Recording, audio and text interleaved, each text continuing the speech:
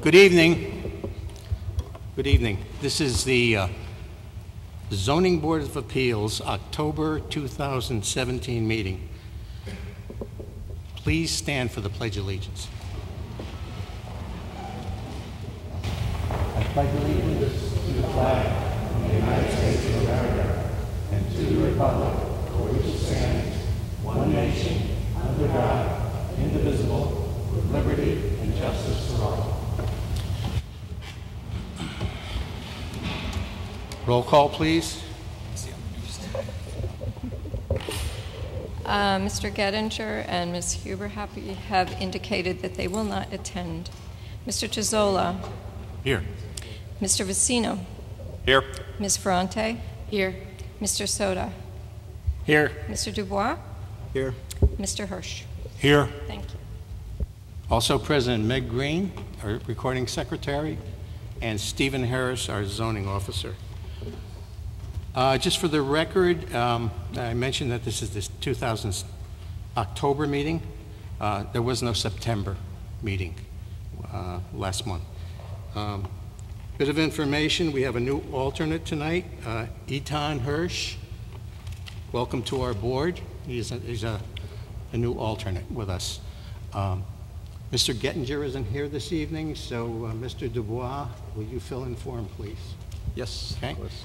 If anyone feels as there's a member on this board that might be a conflict of interest to their application that they're hearing, please let us know.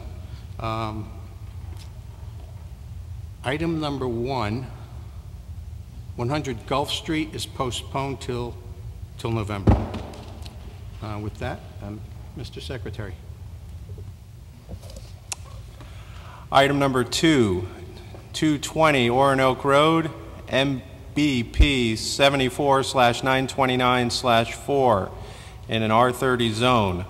Dana L. Markowitz, owner, variance for section 3.1.4.1, side yard setback of 15 feet where 20 required to construct a one-story addition.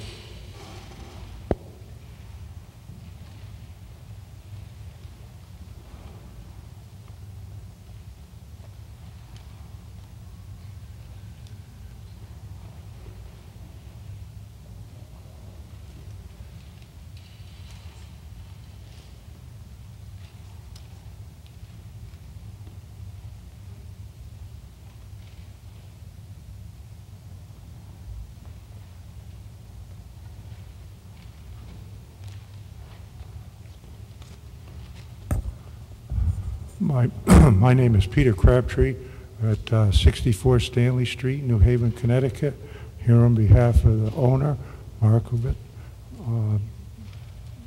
I have some photos of the property I want to pass out to begin with.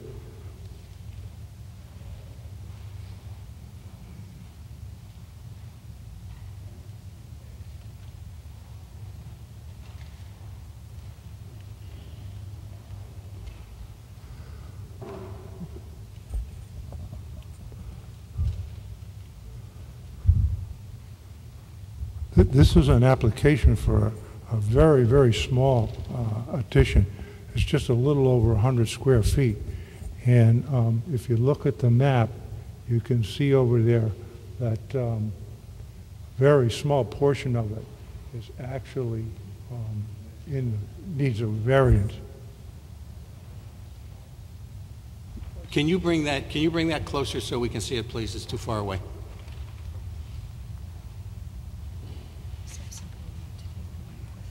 Okay.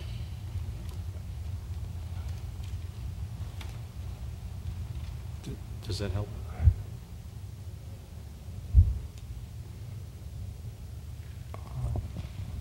So what we want to use it for is a kitchen extension, and in the process of extending the kitchen, we'll have a eat-in seating area, and then we'll be taking out a little half bath there.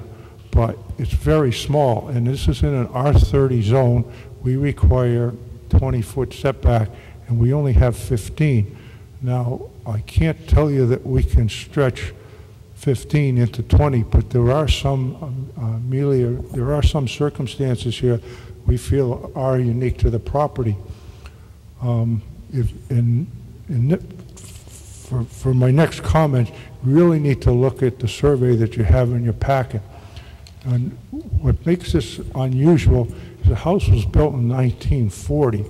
And in 1940, you only had to have 6,250 feet of square footage. This lot is over 37,000, so we've got plenty of area here.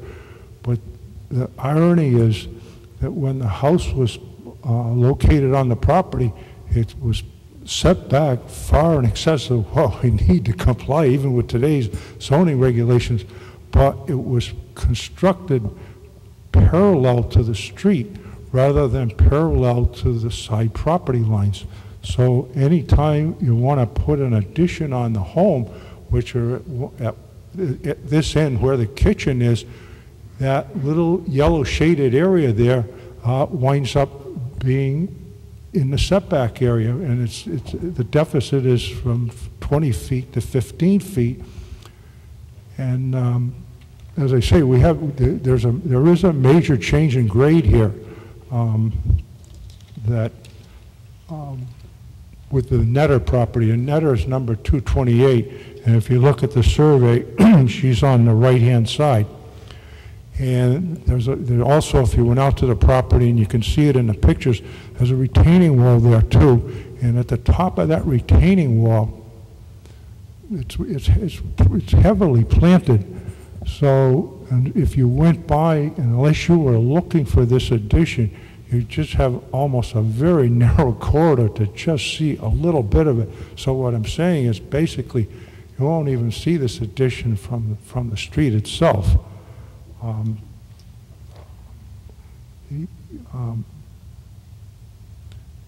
The other thing, we do have a letter from the neighbor next door, Mrs. Netter, who's the person that's really the person of interest, who's the closest, and I'd like to have the owner come up and read it, and then we'll pass it out. And I'll also just give you my copies of my remarks tonight. Okay, are you all set with your presentation before she comes up?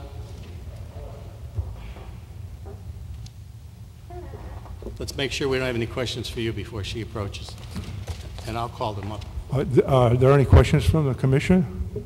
Any questions? No? Okay.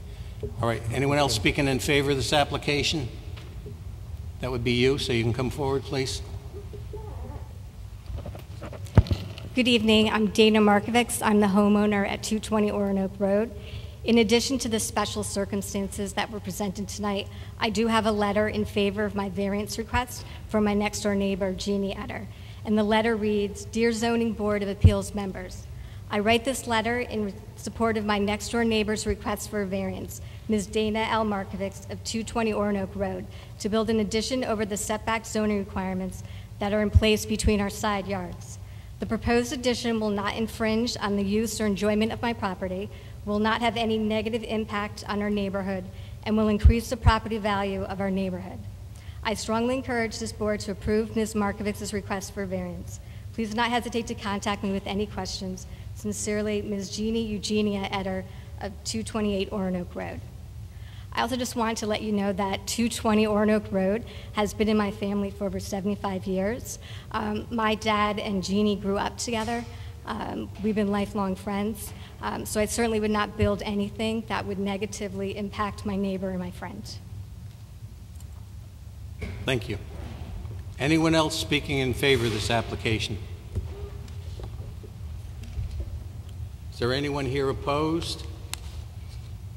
Anyone here opposed to this application? Any further questions, board? Any further questions? Okay, this hearing's closed. Okay, your thoughts? As you can see, it's such a large lot. It's where the house is situated on this property. 15 foot on one side. It's... Mr. Soda. Yeah, the way the house was positioned on the lot, that's what's the hardship here, so I have no problem with this. Thank you. Any other comments? The Ms. addition, Ferranti? the addition carries the same line that's already over the setback, so it's pretty close. Thank you. We need a motion. Any other questions? No? We need a motion. I make a motion to approve. Second. Approval is based on the hardship of the positioning of the house on the existing lot. We have a motion to approve, and we have a second on the motion. Mr. Dubois? With the motion. Mr. Ferranti? Ms. Ferranti? With the motion. Mr. Pacino? I'm with the motion. Mr. Soda? With the motion. I'm with the motion. It's approved. Item number 3, 44 Warren Street, MPB 37/563/11A in an R5 zone. Paul Meals, owner. Variance of section 3.1.4.1, side yard setback of 0 where 4 is required to construct a storage shed. Good evening. My name is Paul Meals. I live at 44 Warren Street. I don't have the prints and the fancy presentation that you've just been delivered. Primarily what I want to do is build a shed to store some kayaks, motorcycles, snowblower. The land that I've purchased 3 months ago is landlocked. I have a sketch, if you'd like to see that, so that I could get an understanding.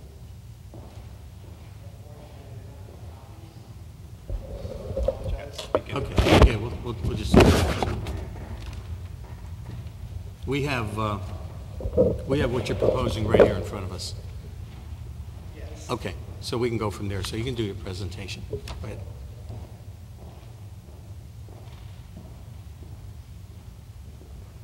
So as you can see, the intent is to build a shed, 2 3-foot doors, 15-foot height, put it on blocks. It has a rather unique shape. It'll all be built by my wife's uncle and I, and all with code and all the good stuff. Okay, so this is a rear property, correct? Yes, it is. All right, so what is the size of it? Is it 19 by 10? You said 15 foot high? The shed itself? Yes, your proposed shed. 15 by 15 approximately. It's kind of a unique shape. It fits into a piece of the property that is not very well utilized at this time. It's primarily just grass, and I'm not a big mower.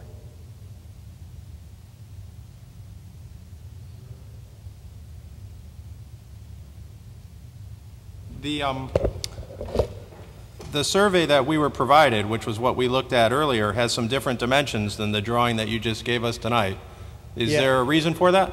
Only because the survey that was done was a land survey that I had, the previous owner had provided, and when I went down to the zoning board, they pretty much helped me with whatever it was. I measured it off tonight, and what you have in the sketch is pretty much what I'm interested in building. Mr. Chairman. Yes, Mrs. Go ahead, hold on. The shed as proposed is a bit irregular. It's mostly 19 by 15, but on the application materials it's a little irregular.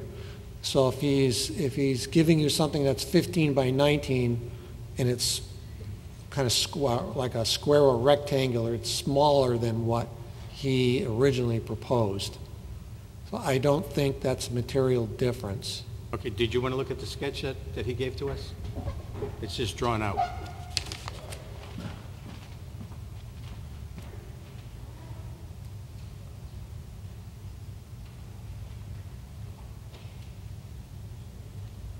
In the meantime, go ahead, Mr. Soda, ask your question.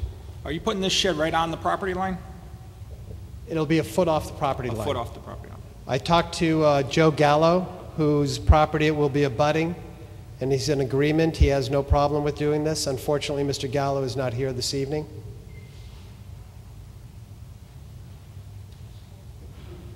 A sideline will be a foot also? No, the sideline is about 15 feet. No. How far away from the property line will the side of the shed be? The side of the shed will be about 15 feet. The back of the shed will be 1 foot off of Mr. Gallows. You have that agreement with your neighbor, but, we have to look at what the regulations call for.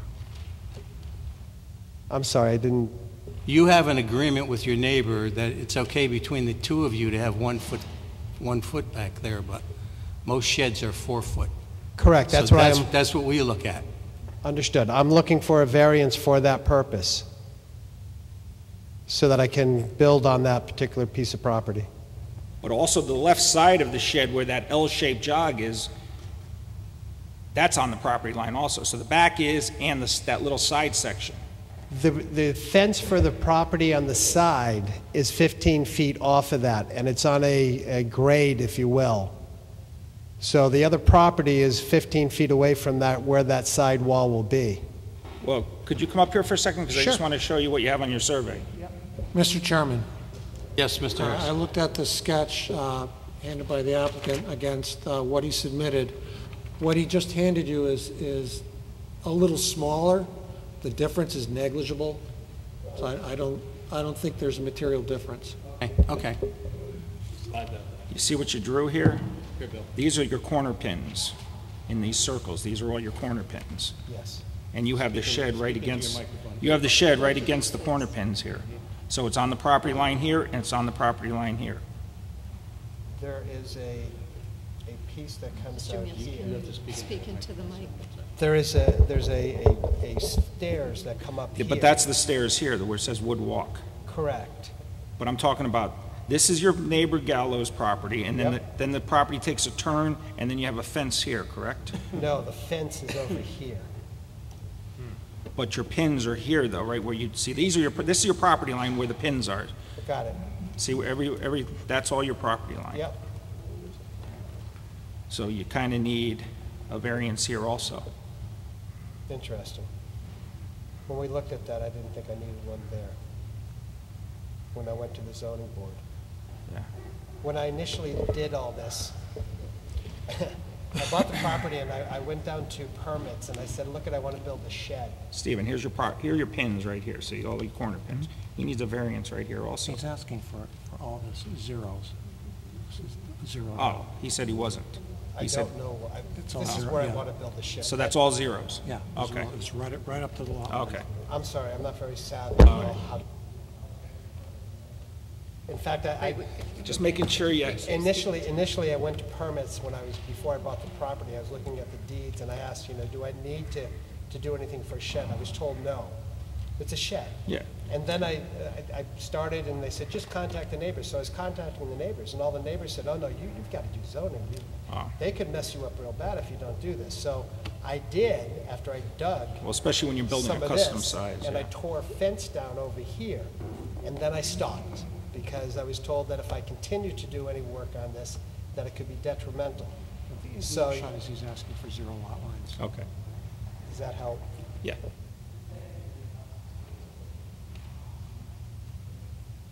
When you told me you weren't doing it on the side, that's what I just wanted to... Understood. Got it. His fence being this far away, and thought that was his property line. It's Right. got to be 15 feet. Gotcha. Okay, we're all set. All right, are you all set with what you had to say? You're all set? I think so. Okay. Anyone? Go ahead. I mean, I guess the question I have is, I'm glad that we've determined where you want it to go, but why does it need to be that large? I mean, a 15 by 15, I mean, that's almost the size of a garage. And if we reduce that and then moved it off of the setbacks, then I may not even need any variances. So that's my question, is why does it need to be that large? So primarily what I'm doing is I have no basement in this house. There's a very small storage area. I'm looking to have a location for 2 motorcycles. I have 2 kayaks. I have intentions of buying a snow blower, not a snowmobile.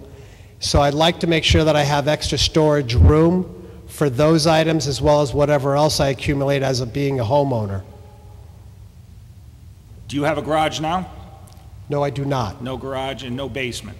No, the basement has been, fortunately, is finished off, and it's very nice. Previous owner had done all that. Okay, so your hardship, what you're saying is your hardship is you need the space because you have no other place to put your items. That is correct. And also the irregular shape of your lot. That is exactly right, and I'm landlocked. Now, I knew that before I bought the property. Okay. So there isn't any negotiation to reduce it? To reduce what? The size of the shed? I prefer not to, based on what I believe I'm going to need now and in the future. I've been there all of 3 months at this point. But the motorcycles are going to take up a considerable amount of that space. Understand, and I don't mean to be unpopular, but you knew what the house dimensions were and the makeup of the house when you bought it. True. But I didn't think that there would be any kind of problem with putting a shed in. As I said, before I bought the house, I was looking at the deeds. I went down to permits. Yep. And they said that putting up a shed required no effort whatsoever. I didn't have to do anything. Right. Well, I'm sorry that you got that information. Me too. That was erroneous. I know that. I realize that now. Right. Okay. Thank you. Okay. You're welcome. All right, anyone else speaking in favor of this application? Is there anyone here opposed? If you're opposed, please come forward. You can take a seat, sir. Sure. And after he talks, if you want to rebut anything he might say. Sure. Okay? Go ahead, sir. Good evening. My name is Dennis Rabchak. I live at 45 Creeland Avenue. Our property abuts the applicant's property, which, as you know, is an interior lot. I have three basic issues. One, I have a hard time understanding a hardship issue when the applicants purchased the property just several months ago, knowing full well what the limitations are. Second is the size of the building, and you know, we're not talking a shed here, we're talking a building on a very small lot that has almost no empty space to begin with. And lastly, I think the applicant is asking you to do something I'm not sure you can do, which is to expand a nonconformance. The lot itself is nonconforming. It's there because it's grandfathered. And I don't believe you have the authority under statute to expand the nonconformity. Okay, thank you. Anyone else speaking in opposition to this application? Okay, where's our gentleman? I don't see him right now. You want to come forward, sir? Sure. You have any comments on what he just said? All of what he said was true in regards to it is grandfathered in. The lot is smaller than what you would allow in today's standards. The shed itself does not inhibit his view, nor any other part of his property. Between his fence and where the wall would be, there is a good 15 feet. I don't think that he has a hardship as such. I'm kind of surprised. I understand that I reached out to everybody. Unfortunately, that particular neighbor, I don't ever find to be present. I've tried reaching them by going by their house, and there was never any answer on the door. I would have preferred to have resolved this issue ahead of time rather doing it in this particular scenario. But that being said, I would appreciate your consideration in granting me the variance that I'm asking for to build the shed that I need to store the items that I would like to store. Okay, thank you. Board, any more questions for this gentleman? None? Yeah, Oh. I just want to, Okay, go ahead, Mr. Soto. you know, till the neighbor spoke, you know, I thought it was a good thing here, but you've got more land to the right. Okay? So what if you took, and instead of a 10 by 15, you made the shed longer and you kept it 4 foot off the property line, you could fit it in there centered 4 feet, and you could get the same exact size shed in and just slide it towards the street more. I understand that, but it's wasted space as far as I'm concerned. There's that in that area, I would be able to park cars for guests. There's very little parking in that area as well.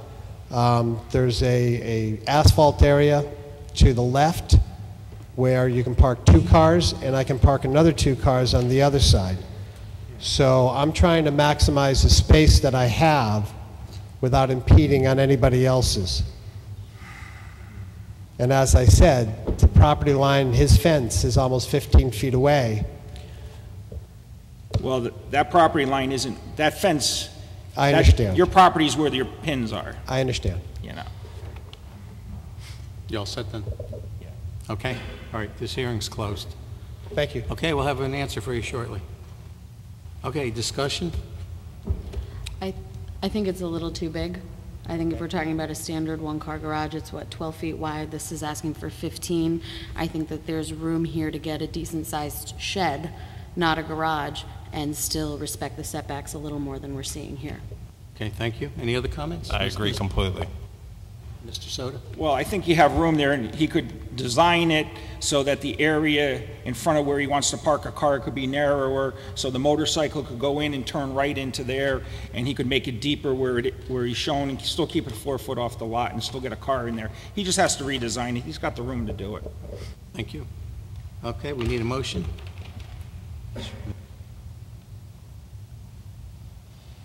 We need a motion. We need a motion. I make a motion to deny. I second. Reason for the denial is there's not a valid hardship. Okay, we have a motion to deny. Who did the second on this one? Bill. Bill, okay. And we have a second on the motion. Mr. Dubois? With the motion. Ms. Ferranti? With the motion. Mr. Vicino? With the motion. Mr. Soda? With the motion. I'm with the motion tonight. Item number 4, 51 Harley Road, MPB 92/706B/4 in an R10 zone. Shauna and Wayne Garrison, owners. Variance of section 3.1.4.1, front yard setback of 19 feet where 25 required, to construct an attached 2-car garage with a master suite above. Go ahead, sir. My name is Wayne Garrison. I live at 51 Harley Road. Here to get a variance for us to put in a 2-car garage and replace our existing 1-car garage with a master bedroom and bathroom above the current garage. And our hardship is that it's a corner lot. Is this coming any more forward from where the original garage is? No, it's staying the same. It's the same? Yep. So you're just building above it? We're going out 1 more car width and then just keeping the same footprint on the house. Okay. Okay. And going above it. Any questions for this gentleman? No questions? I also have a letter from my direct neighbor right behind me. Okay, if you want to bring that forward. Yep.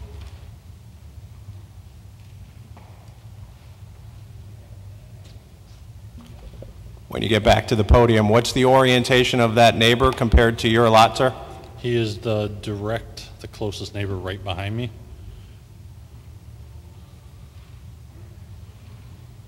We share the same backyard. The side that the garage is going to be extended on? The backyard. The backyard. Okay, thank you. You have any questions for this? Do you have any questions? No. Anyone else speaking in favor? Come forward, please.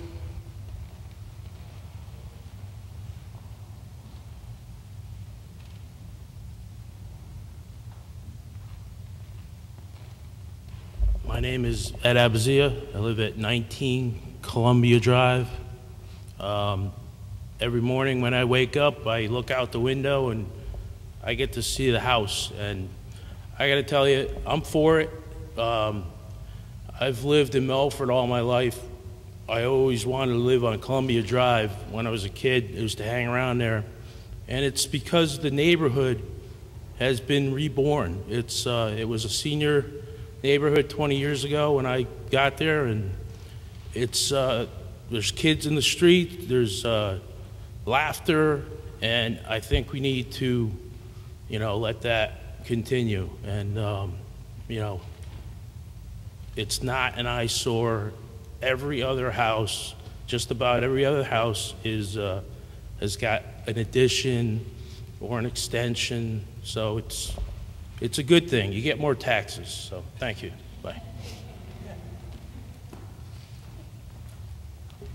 Anyone else speaking in favor?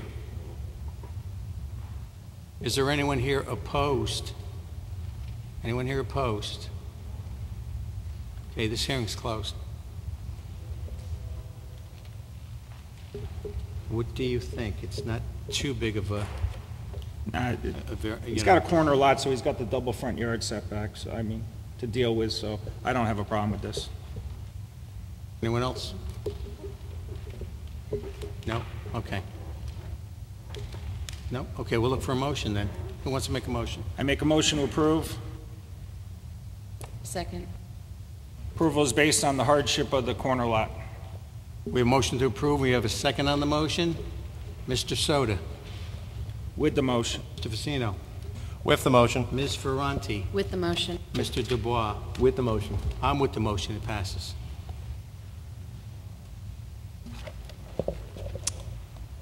Item number 5, 103 Hawley Avenue, MPB 60/745/11, in an R5 zone. Joseph M. Hammond for Richard Carey, owner. Variance of section 3.1.4.1, side yard setback of 2.35 feet where 5 is required to construct a one-story addition. Jay Hannon, 110 Beach Avenue. Joe Hannon. Rich Carey, 103 Hawley Avenue, Milford. I have some pictures for you.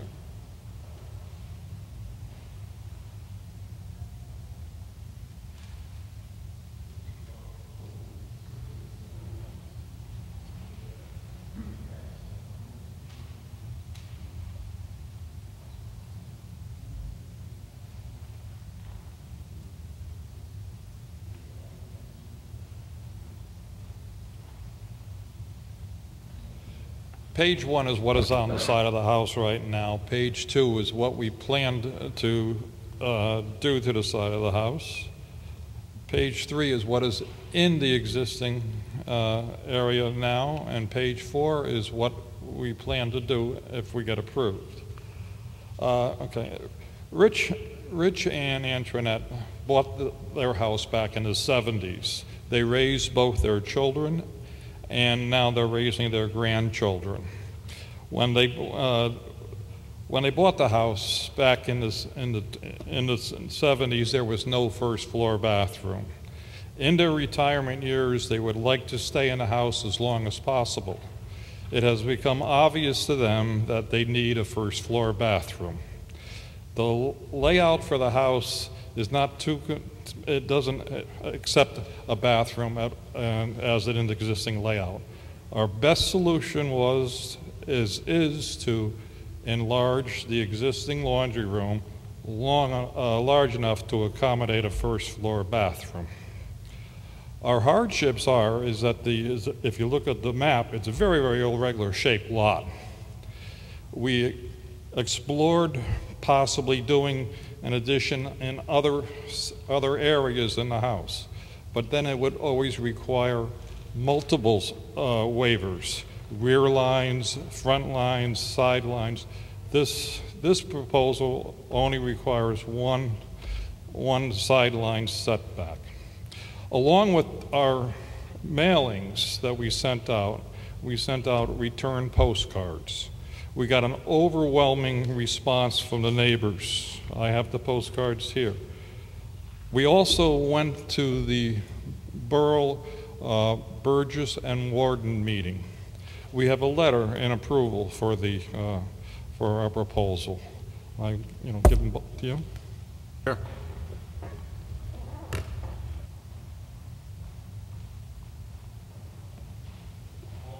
Okay, thank you. Okay, thank you.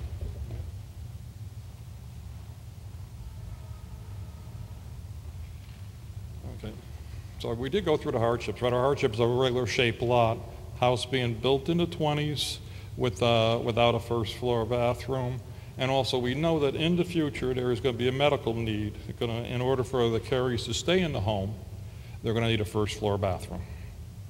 Okay. Okay. We got Rich here. Okay, Mr. Carey, do you have anything to say? Well, yeah, like you said, it's getting harder and harder for me to walk up downstairs, so I really need this downstairs bathroom. And I don't think that the size of the variance is not that great.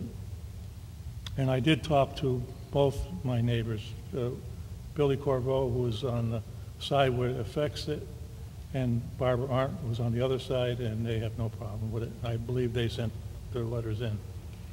Okay, thank you. Any questions? Any questions? Okay, anyone else speaking in favor? Anyone else speaking in favor? Is there anyone here opposed? No one's opposed. Anyone here opposed? No further questions? Okay, this hearing's closed.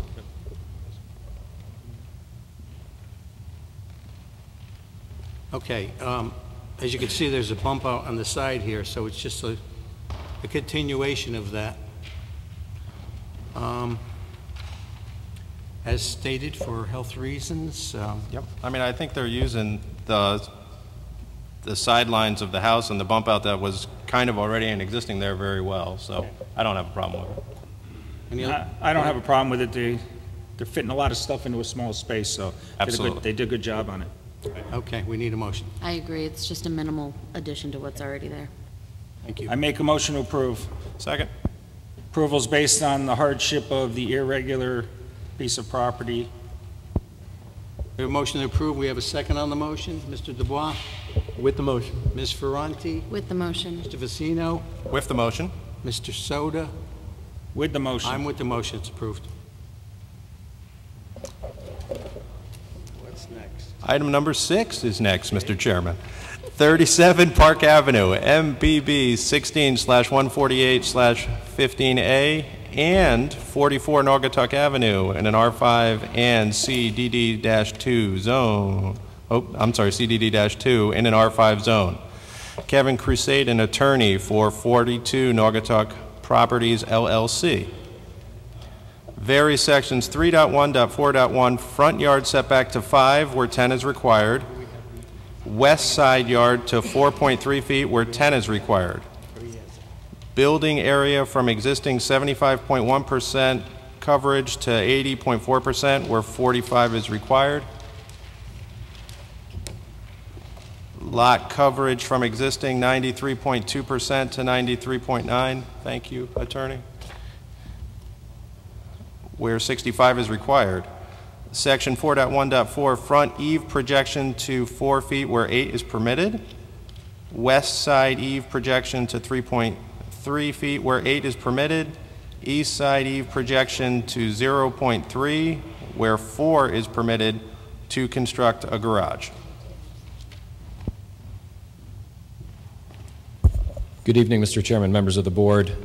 My name is Kevin Crusaden, with Carol Crusaden and Moore, 3 Lafayette Street here in Milford. With me tonight is Matt Pastor of Pastor Brothers Construction and Susan Patrick, one of the members of the member of the LLC that owns the property.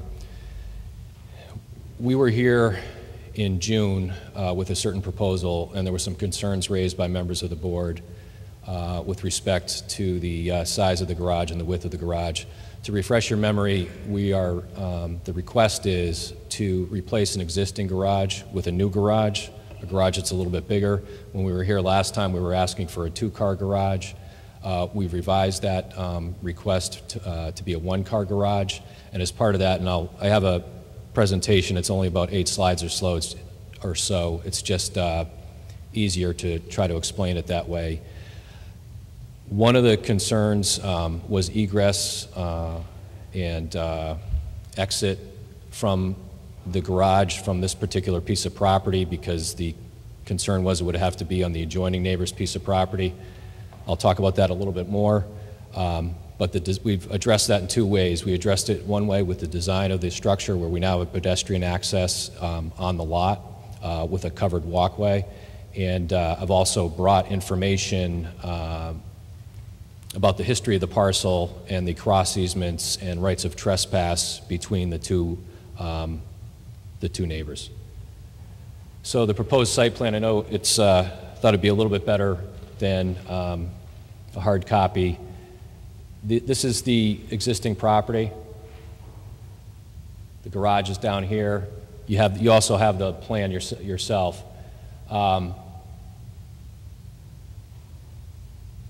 We're asking to, as I said, replace the existing garage with the new garage. This is the property line that I think was a concern before. This is 42 Naugatuck Ave. This is 44 Naugatuck Ave.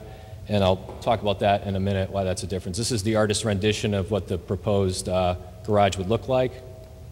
And as you can see, the covered walkway with the access and egress that exists on the site, as opposed to accessing the building from the neighbor's property, even though we're fully allowed to do that.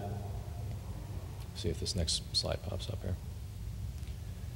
This is a Google Earth aerial view. Down here is the existing garage. That's the rest of Park Ave and just a snapshot. I have another larger picture of, more expanded picture of Park Avenue. It's a little bit closer. So the reason I included this one is because I've labeled the existing garage on 37 Park Avenue. 37 Park Avenue is connected, it's a through street, or it's a through lot from Park Avenue over to Naugatuck Avenue. So 37 Park Avenue is also part of 44 Naugatuck Avenue. But this is the Park Avenue side and the Park Avenue side of the zone, which is R5, which goes to the hardships that I'll talk about in a minute.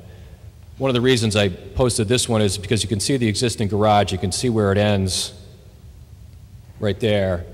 And as you look up the street, up and down the street, most of the other properties are closer to the property line. They're on the property line, or they're a foot or two off of the property line. Most of the other structures on the other buildings, except for a few.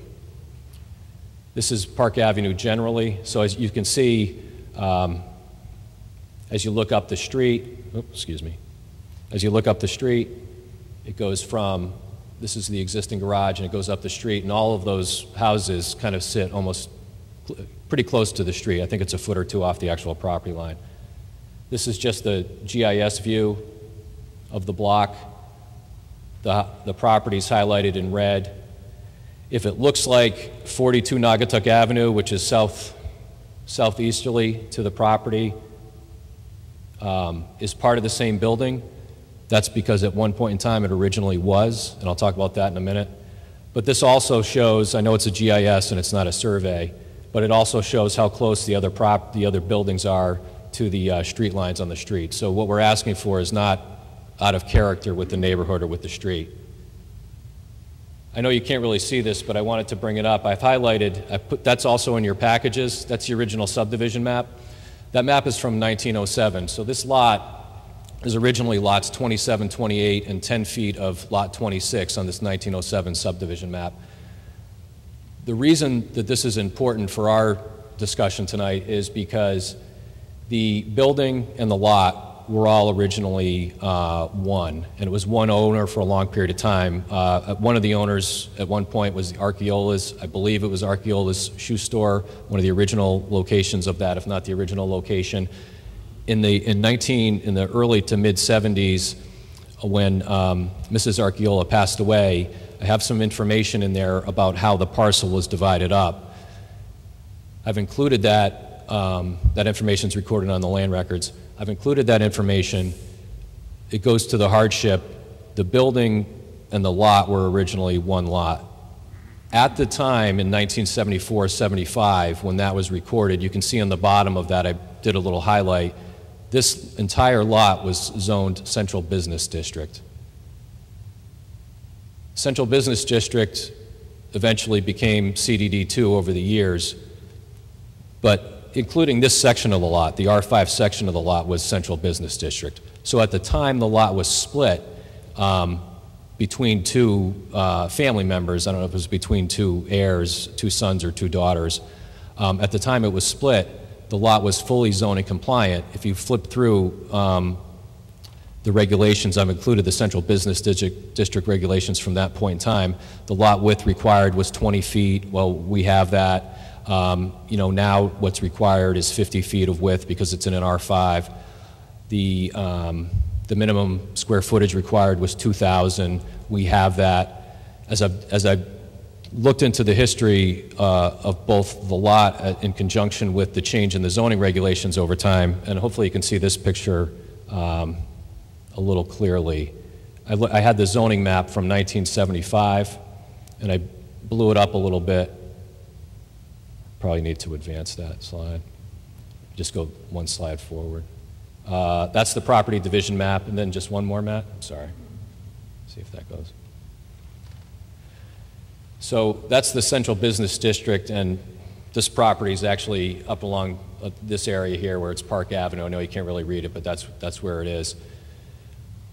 So at the time the property was in a business district. As it changed, from looking at it, I don't know for a fact, but for whatever reason, this lot didn't make it entirely didn't carry over into the CDD2 or whatever business district was after that.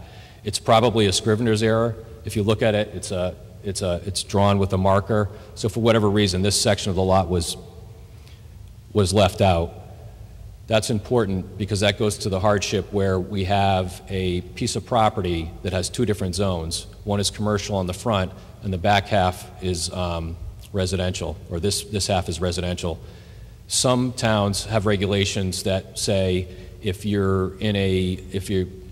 a zone district goes through a property, cuts the property in two, you can use the least restrictive zone. Milford doesn't have that regulation.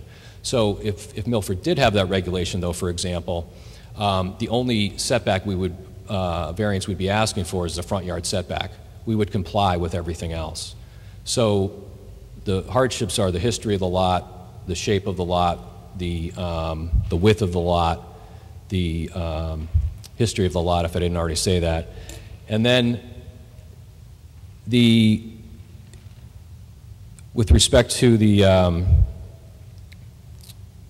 excuse me, I lost my train of thought. But with respect to what we're asking for tonight, I also want to point out it's important to know that the existing garage is about 4.3, 4.8 feet off that westerly property line where we're asking for one of our variances. We're basically staying in line with the existing garage as best we can.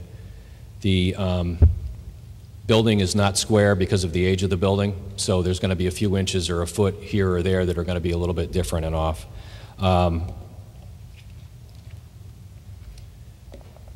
Before I have a couple of letters from some folks that can't be here tonight, so I don't know if I can read those in now or if you want me to wait. You could read them. Okay. Please. So I have a letter from the chairman of the Economic Development Commission, Michael Lynch. I won't read the whole letter, but he's stating that to Mr. Chairman Tizzola and members of the board that they are in favor of this application and in favor of the economic development and hopefully continued growth of the Walnut Beach area. I also have a letter from a Mike Emiratis of Alpha Pizza Restaurant. I'm writing to you regarding Susan Patrick, Walnut Beach Creamery, expanding a garage. Susan's very involved in improving the Walnut Beach area. She's an asset to the neighborhood. I'm writing in favor of expanding the garage. And also from a Gary Dangle, owner of Backroom Bakery located at 17 Broadway in the Walnut Beach area. I'm in favor of the changes that Susan Patrick is proposing for her garage on Park Street. These changes will not have a negative effect on the neighborhood and will open parking spaces on Park Street. The other thing I wanted to highlight is that under section 3.1.3.7, you're allowed to have a private garage with space for not more than one vehicle. So this is an allowed use. We're not expanding the use, or it's not like it's a non-conforming use. It's just extending the garage, and based on the history of the lot and the size of the lot and the fact that it's probably should have been in the CDD2 zone, we're requesting that you grant these variances.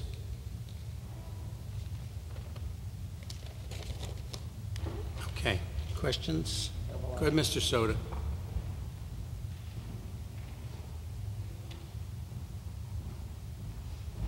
Attorney Crusaden. Yes. Park Avenue is an R5 zone, correct? Park Avenue, not all of it. It's an L shape that goes down around. So what's the zone where this garage is? This particular piece of property, this section of that property is R5. Yes. Okay, so it's a residential zone. Yes. The problem I'm having with this is you're asking to put a commercial garage in a residential zone. And a commercial truck is now going to be coming in and out of that in a residential zone every day. Yeah, it's a truck that's already in that neighborhood on that street. It's probably illegally in that neighborhood because you can't park a commercial truck in a residential zone. I think under 3.1.3.8, I think you can. I think you can park one commercial vehicle on site. That large of a truck? I think it's like 3/4 ton, a panel van. No, this is a huge box truck with an AC unit Something on the top size of and an everything. F-350 would be allowed. Up to a 350? No, that's over a 350. That's a big box truck, correct?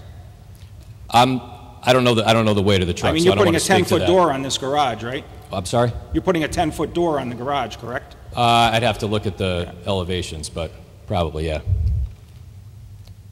So and I understand that concern, but So how are we not changing the zone by allowing this garage? I would think by allowing this garage, we've now created a commercial zone in a residential zone. I don't think so. Because regardless of what it's going to be used for. Okay, so what happens down the road, they sell this. Now we've allowed this garage, and next thing you know, somebody starts parking a plumbing truck in there, and they back it out every morning, loading pipes up and everything, and the neighbors start complaining, and then they say, we allowed this. What's the difference there? Well, number one, that's the use. We're asking for a garage, a variance for the garage Right, structure. but once we change that use and put a commercial garage there, they could sell that 5 years down the road, and we don't know what's going to come in there. But we're not changing the use. We're asking for a commercial I understand garage. that, but when Right. somebody sees, they buy the piece of property, it's got a Right. 10-foot door, next thing they got an auto lift in there, and they're repairing autos, and then Steven's got a problem on his hand. But you could come in without this proposed use and ask for a garage that high without asking for that front yard setback and build the same height garage. Do you understand what I'm saying? So it's not really. Well, we would question why they need a 10-foot door. Well, they wouldn't question it if we weren't asking for the setback. You could come in and pull a permit for it. Right, if they didn't need any, but if they came before us and they were putting a 10-foot door in, we'd want to know why they're asking to pull that garage so close to the street. You know, now you got kids in the neighborhood on bikes and you're backing that commercial truck in and out every day. You know, I think you're asking for a lot here. Well, I mean, one of the things that we designed it for was, and especially in the redesign, after your comments at the June meeting, Mr. Soto, was that you were concerned about people parking, I think, in front of it, and that's sticking out or whatever. So we had designed it a little bit closer to the street. Well, don't get me wrong. I just want to tell you, you did a beautiful job on the design. I love the design. I just think we're going down a slippery slope here, putting this commercial garage in a residential zone. Well, aside from the fact of the aesthetics of the design, it's designed to be closer to the street to prevent anyone, there's not even any reasonable chance of parking. But, you know, we've asked for a variance of, let's see, front yard from 5 feet to 10 feet where required.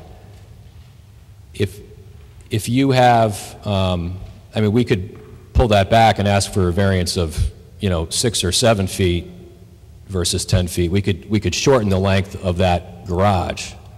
I understand what you're saying. It's a common issue when any approval, whether it's a variance or anything else, happens and is made by the board. You know where I'm going with this, because 5 years down the road, somebody will come in and say, how did they allow that into my neighborhood? You know what I mean? And here's where we have a chance to stop something like this and not allow that, and I have a problem with it. Well, I respectfully disagree with that based on the history of the lot. This lot should have been in the CDD2 zone, and we wouldn't need, I think we would need one variance for that, and it would probably be a foot or two less even so. So I don't think you're changing by, number one, it's the structure, not a use that we're asking for. So you can park a commercial vehicle in a residential zone. It happens all the time. Well, the size of it, I'm not sure the weight of this vehicle, but.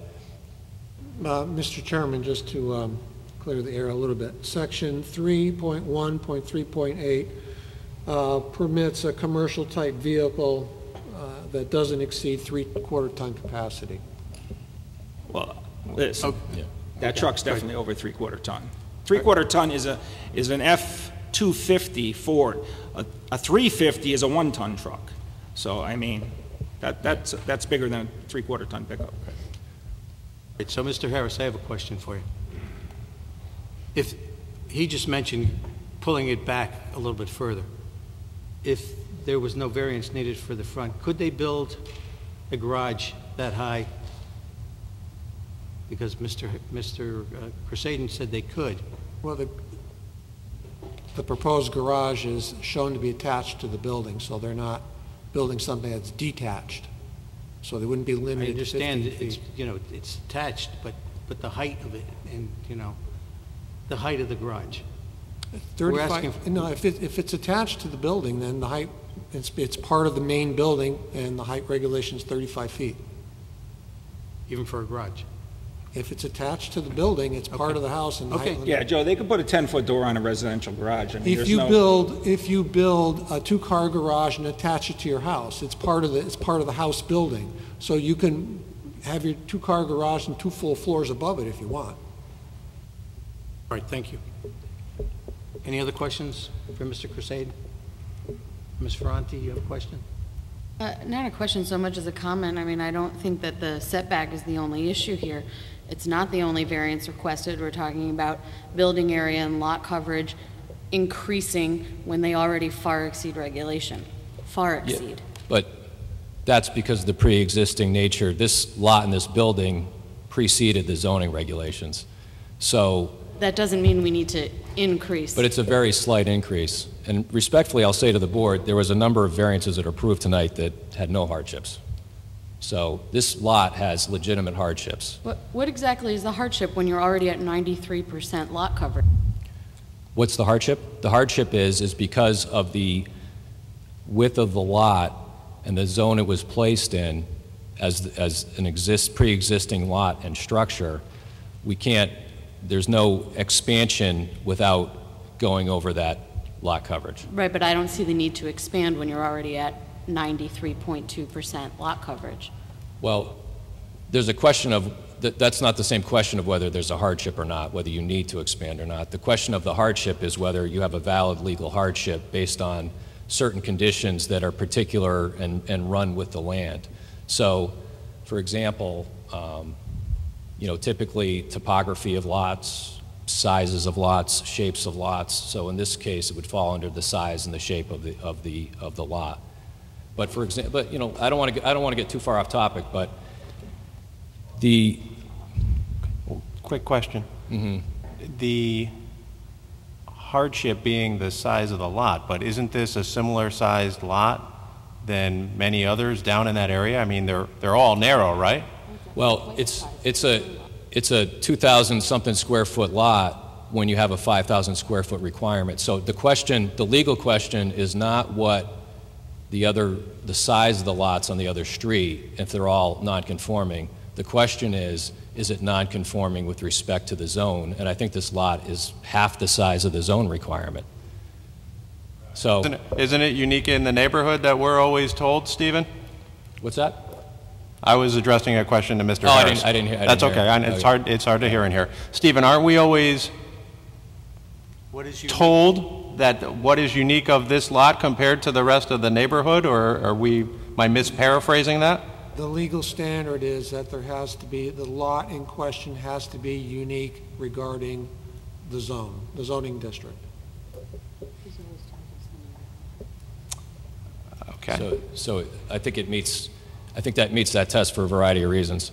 But, you know, like I said, not to get too far off track, and I can feel where the board's going with this, but the previous applications, and nothing against those homeowners, but none of them, I don't think any of them had a variance, a hardship, even remotely close to this. I know, but we're talking about yours. If you're going to be consistent, if you're going to address applications consistently, then you should approve this application. Okay, in answer to what you had just said, I think reasonable requests would be the answer, not that we granted previous hardships for no reason at all, is what you're saying. Yes, that's correct. So that doesn't help you with your that doesn't help you with your application. Well, it does in the sense that we actually have a hardship for this lot. I mean, I know you see you have problems with this, and you do have problems with this, so that didn't help. Okay, anyone else speaking in favor? Okay, come forward if you're speaking in favor.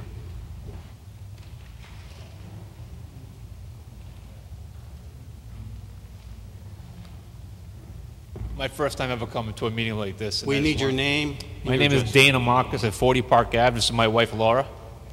We are the closest living homeowners to Sue. I've seen the proposal that she has. I think she's great for the community. I think what she's trying to do with this home on our street, and again, I am directly across the street from this garage. I feel if anyone has a bigger impact, it's myself. And I feel that this would be an asset to our neighborhood. I believe this would bring more light to our neighborhood. If any of you have driven down our street, it's looking dark. We need a new face. And I believe that this building is going to give us a little bit of that face that we're all looking for. We have 90% of our street, I would say, is probably rentals. We don't have a lot of homeowners that take care of their homes. Sue and myself are two people that take good care of our properties. And I think by bringing this on, it actually encourages other people in the neighborhood to help take better care of their properties also. I don't have much to say. I know that you guys can all go back and forth for the zoning of commercial and what it is. I think the truck is not an eyesore.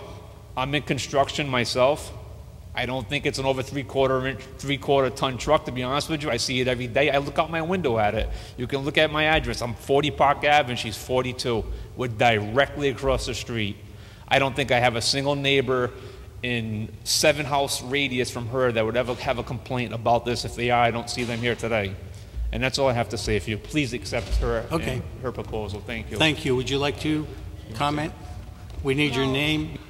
Oh, it's Laura Your name Marcus. and address and approval. Laura Marcus, 40 Park Avenue.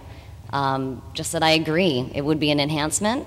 I think it would be nice to get the truck safer for her, and I would like to see it approved.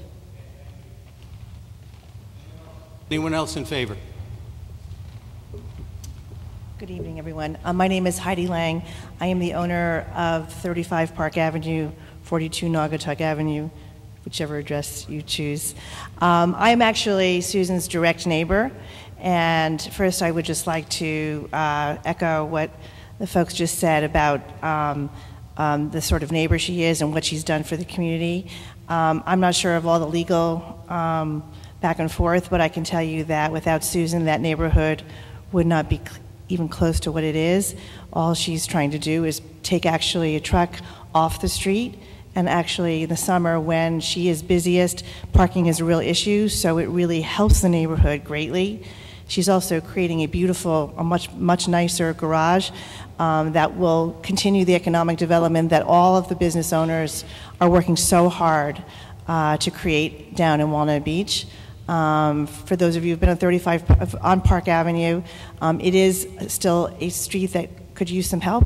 As just mentioned, there are a lot of rentals. Not everyone takes care of their property. I've been working very hard on creating a new business there, something special, and Susan is always there for not just me, but for everyone in the community. So for her to just want to create a beautiful structure, get a truck off the street, really makes perfect sense, both from a community standpoint and also from an economic standpoint. Thank you. Thank you. Thank you. Anyone else speaking in favor? Please come forward. Good evening, Mr. Chairman, ladies and gentlemen of the board, Mr. Harris. My name is Frank Smith. I live at 232 2nd Avenue. I'm here to speak in favor of the application. I've heard and I certainly appreciate the concerns that were raised with regard to the residential zone abutting the commercial zone. I think in this case, and beyond the hardships that were enumerated by Mr. Cresadian, the spirit of this application is one where we have a very committed, conscientious, and involved individual who has been working very hard in establishing a business in the Walnut Beach area consistent with our new plan of conservation and development.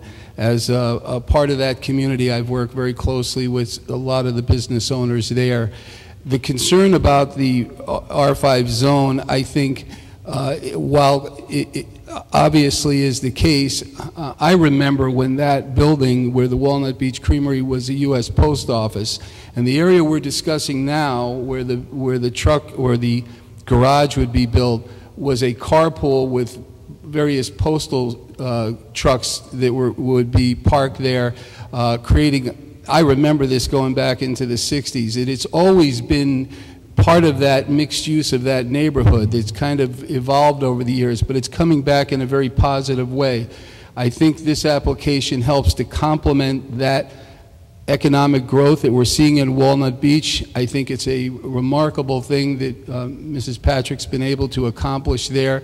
I think that this request, this application, despite the exceptions and the variances that are being sought, is consistent with what we're trying to do in that neighborhood. I understand this truck is the Walnut Beach Creamery truck. It's kind of an ambassador to the rest of the city, showing the resurgence and the renaissance we're seeing in Walnut Beach. I know you can't park commercial vehicles in residential zones, but I deal with this all the time, and having it in a garage is much more less intrusive than where it would need to be parked in order to accomplish the purpose of it as part of the Walnut Beach Creamery. I think that this application is a fair one. I think it has the support of the community, both the residents and the business owners, and I respectfully request your favorable consideration of the application. Okay, thank you for your comments. Please come forward next.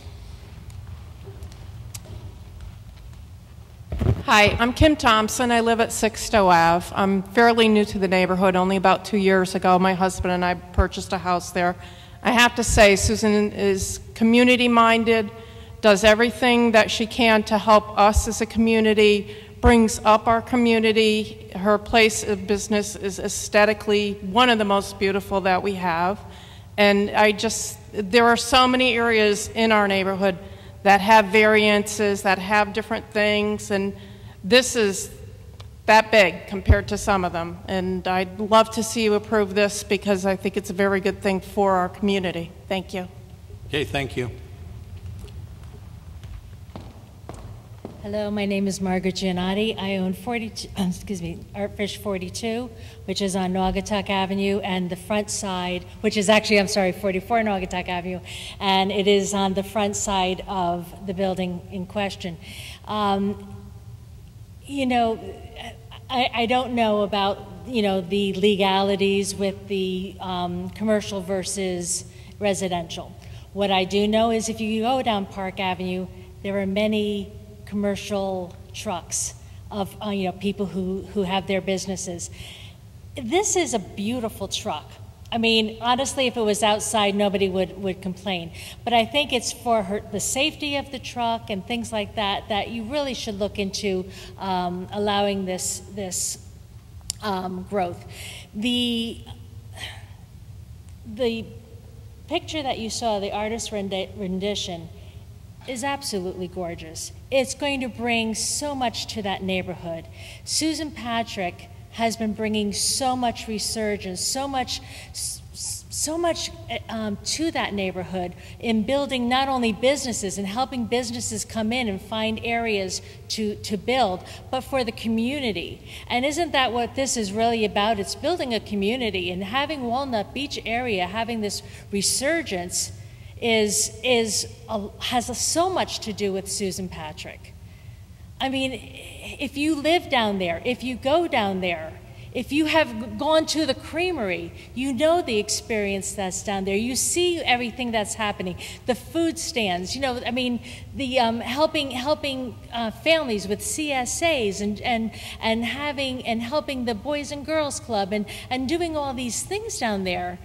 I mean, I understand that there are legalities, but I think at sometimes you have to look at what's really going on in an area and help that area. And as far as, you know, is a door too high, too low? If it was a residential and they had an RV, they would need that. So what's the difference between like an RV, and I understand they would still have to come here, but, you know, I mean, you're so concerned that it might be a commercial or it might be, you know, have hindrance to the area. But honestly, this is the opposite. I mean, that's a beautiful, I would love to live there. You know, I mean, and if you look at the front side of the building, the 44 Naugatuck Avenue, it is a beautiful building. So aesthetically, and this woman has everything for the neighborhood. She only has the neighborhood and the community in her heart in what she's doing. So I ask you to please consider this. I am absolutely for it. Thank you. Thank you.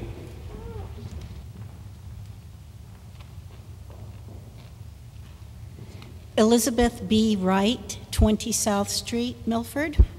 I used to own a business right in that historic heart of Walnut Beach a few years ago, and I wanted to stay there forever, but for personal reasons I had to close.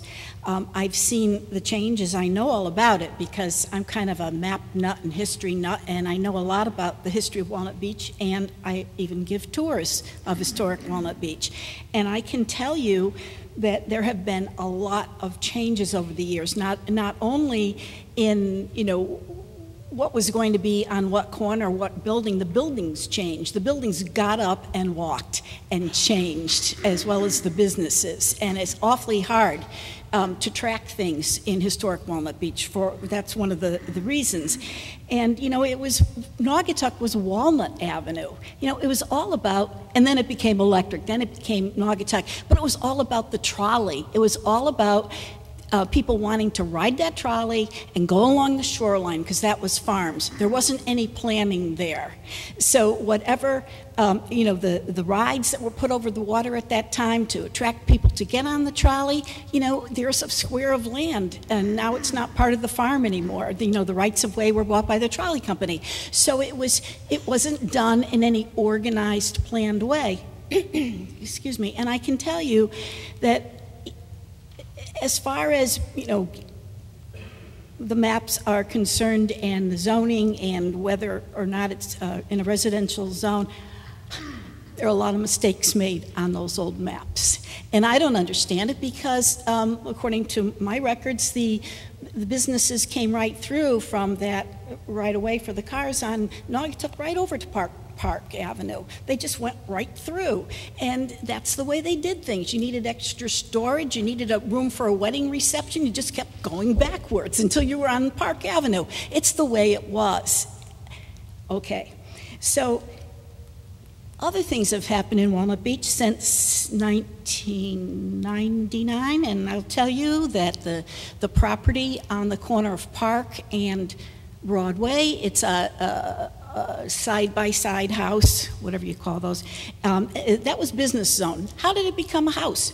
Go over another street down on the water, that was all business zoned, and now it's all condos. Nobody asked the people, the business people of Walnut Beach. Of course, they're not organized the way they are now. They're a pretty fierce group now. But back even in 2000, they weren't organized.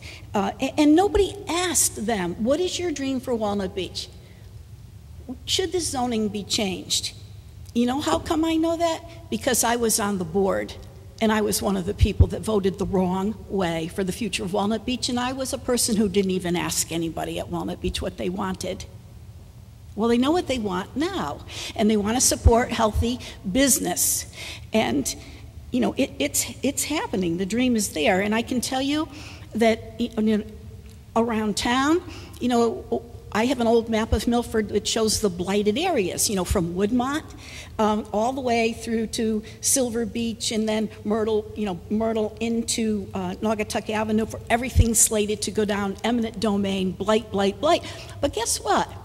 South Street, 20 South Street, on the blighted map to be bulldozed. My street is awesome.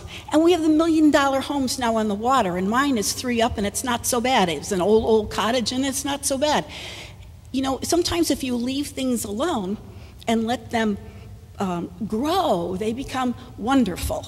And that's what's been happening to Walnut Beach. There have been problems, though. I can tell you that the urban plan for redevelopment really faltered, and that land was, where all the condos and apartments are, the land was not used wisely, and the 1950s plan was a super plan, including the municipal land and beach, going from Naugatuck all the way east into the big parking lot and then the boardwalk. That was supposed to be all parkland for Milford.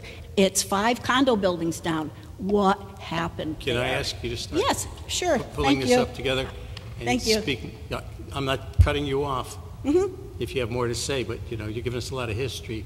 Maybe you can stick a little bit more too. Okay.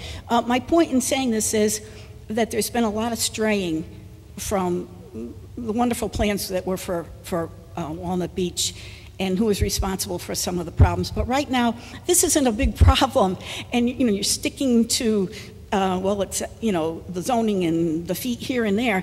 This is something that's desperately needed because Walnut Beach Center, Historic Center, has been ignored badly for a long time, and you know that. And this is a good thing. So I hope you will vote in the affirmative for Susan Patrick. Thank you. Okay, thank you. We appreciate your comments. Anyone else speaking in favor?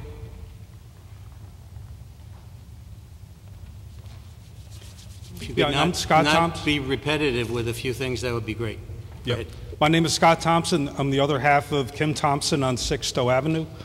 I think the creamery is one of the more one of the successful businesses here at Walnut Beach.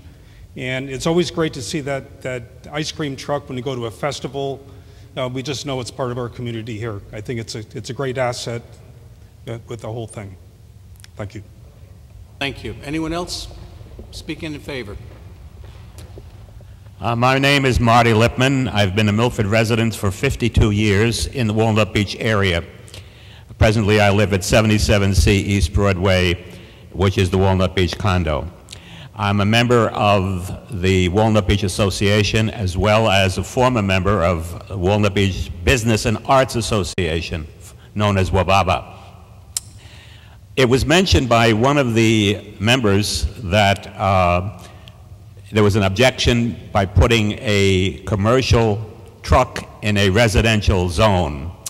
From what I heard discussed was the fact that the garage is going to be very close or maybe even adjacent to the creamery, which means it could be considered part of a commercial zone because the creamery is a commercial zone building.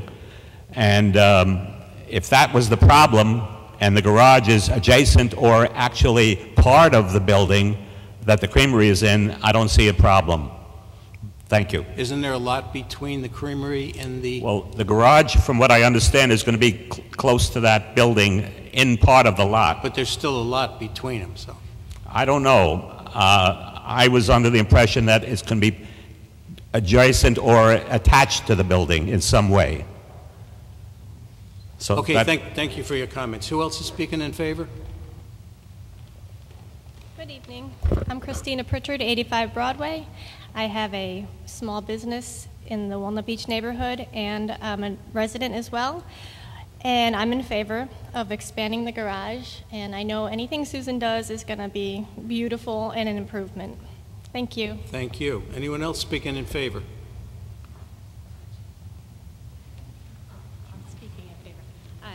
I didn't know if I should have come up sooner, but I'm Susan Patrick. I'm the property owner. And I just want to address two things regarding the truck and also regarding the property here. I know there's concern about the commercial use of this afterwards, but I want to make it clear that the back area of this building is residential. It will never be a business there, and I know that. It's where the, it's such a strange and quirky building in kind of a strange and quirky neighborhood, and that's why I was very attracted to it. And then I currently, I do have the truck, and during the summer season, sometimes I do have to have it parked in the back for loading and unloading, and I'm very, very sensitive to the fact that it's out there, and I don't want it to be out there, and I would really much prefer to have it put away where I can do everything away so it's not in the middle of everybody's, you know.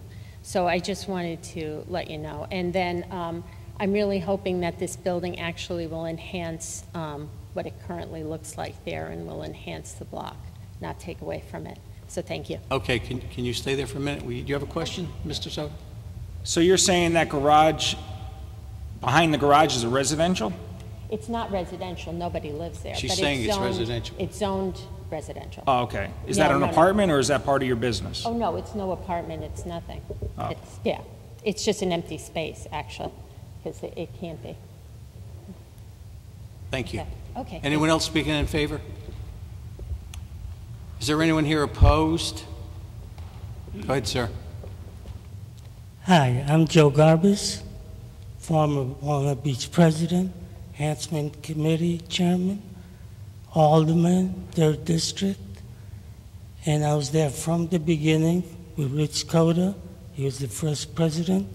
I was the second, and I've been there ever since. But yes. I just we need your address for our records. 60 Park Avenue, up the street from this, across the street.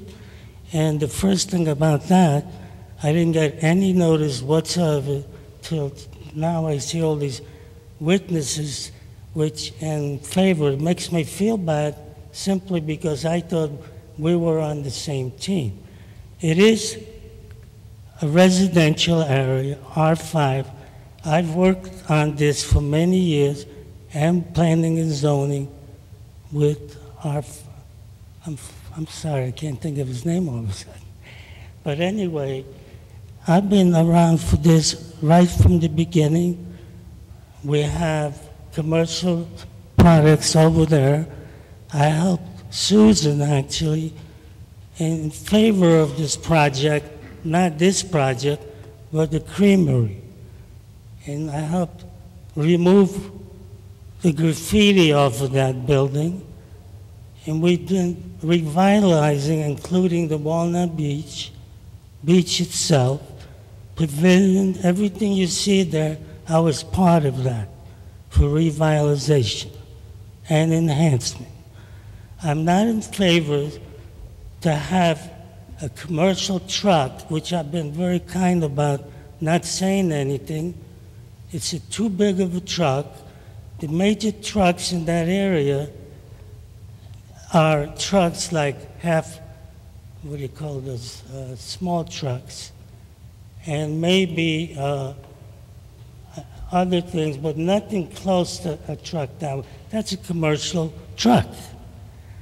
The other part is I had to deal with, way back, and some of you may remember, there was a plumbing place there that encroached on the whole neighborhood pretty much, including parking, and they parked everywhere.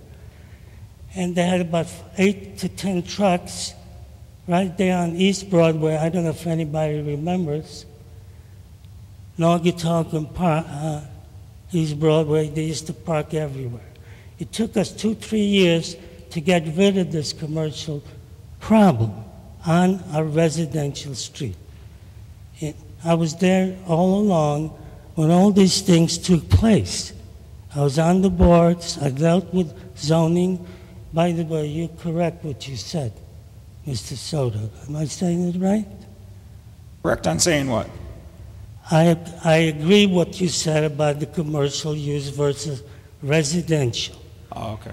All right? I've been there over 30 years. My daughter's 31. She was born in the house that was very close to that building. And we moved up to 60 Park, up the street. But the thing is, the whole purpose of this community, and we've sat on the boards, believe me, I've been on hundreds of meetings about improvement to the community that would benefit the community, not commercial. I helped with that.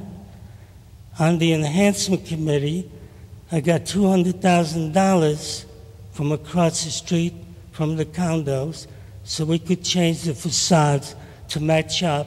All these plans took many years of everything, and all of a sudden we got this coming in. Hardship, there's no hardship till the truck came there.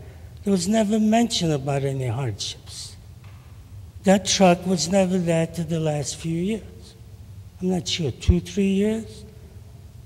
And now all of a sudden this truck is creating all these issues.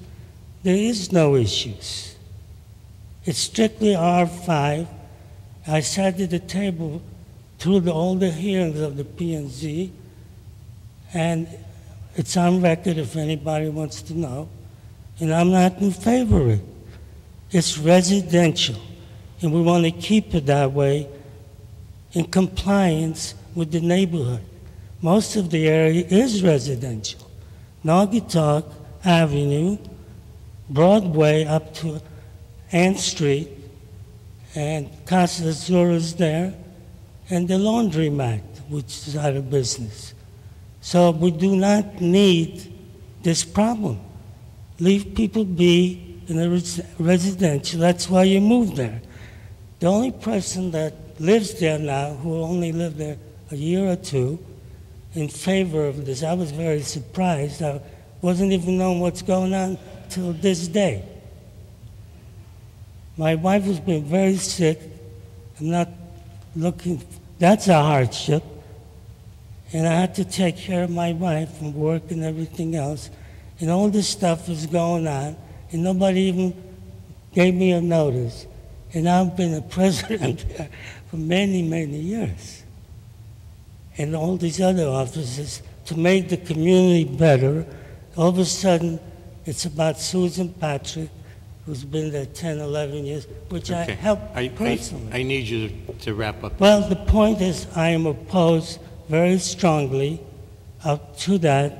I want to keep it as what it's supposed to be, R5 residential.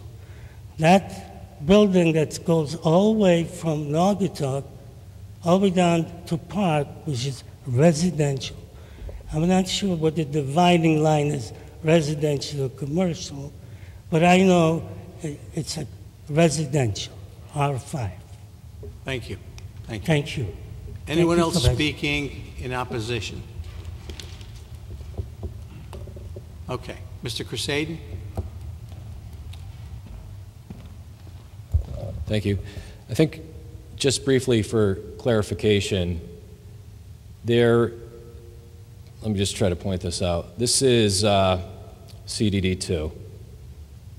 The CDD2 line goes right, intersects the property there.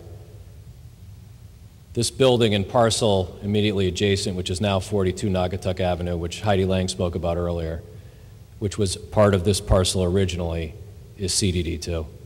It's this building next door that we're talking about that you're aware of what zone that's in. You've heard all the positive comments and the requests and support.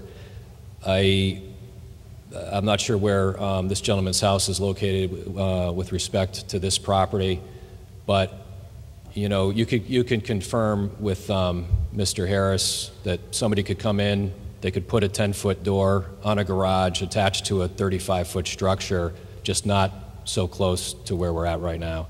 And what we're asking for is really not greatly exceeding what exists there now, other than the height. I mean, excuse me, other than the size of the door, basically. Any other questions for Mr. Crusaden? No questions? Okay. I have one. Go ahead. that building next door that you said is in the CC2, Yeah. is that in a split zone too, like this building, or is that completely in the CC2?